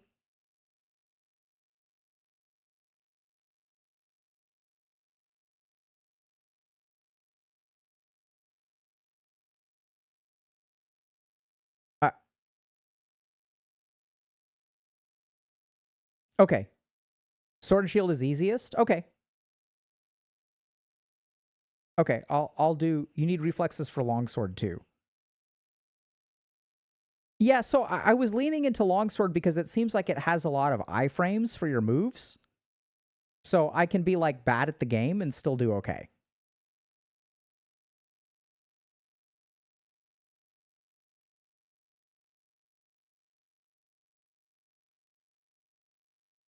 Yeah, so all the damaging is going to be hard. Anyway, okay, I'll give Sword and Shield. I haven't tried Sword and Shield. So I started out with Charge Blade. And Charge Blade I thought was great. Like, that felt good. Like, it was like pretty easy to get some combos, lock the charge, and then when a wound shows up, you just switch to power mode and you go ham. Which I know Charge Blade is supposed to be like one of the, highest skill weapons, but it felt like really easy to do, like, because you have errors, right? So like you don't have to make, if you want to go super fast, you have to charge 5 files at the same time, but you can like do a little like half combo, run away, charge your files, charge a few more, charge a few more, charge a few more, and then once you have one move, you just hit one thing, and it has so much like knockdown damage that it just falls down and you just hold a button. Oh, dude, Insect Glaive is like, that's too, I mean, I might as well learn how to breakdance if I'm going to invest the time to learn Insect Glaive. I think range is boring. I agree.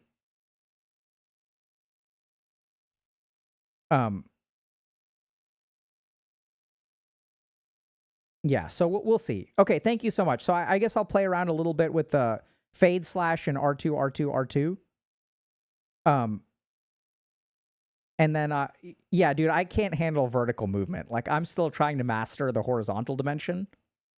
I tried Hammer. So Hammer kind of feels good, but the range is so low.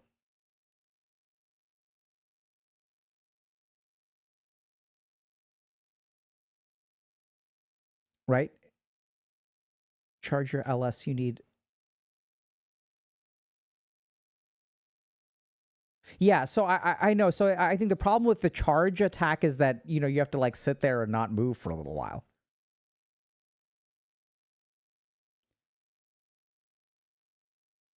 Okay, I'll check out Gaijin Hunters. Yeah, I'm going to learn how to use the longsword, the ultimate weeb weapon from a channel called Gaijin Hunter. Chat, come on, man. Okay, I'll check it out. All right, thank you guys very much. I'm going to eat something, and then maybe I'll play some games later today, but I've got a lot of work to do. So y'all take care. It was great seeing y'all. Happy April Fools. And we'll see y'all when we see y'all, hopefully Friday. Take care, everybody.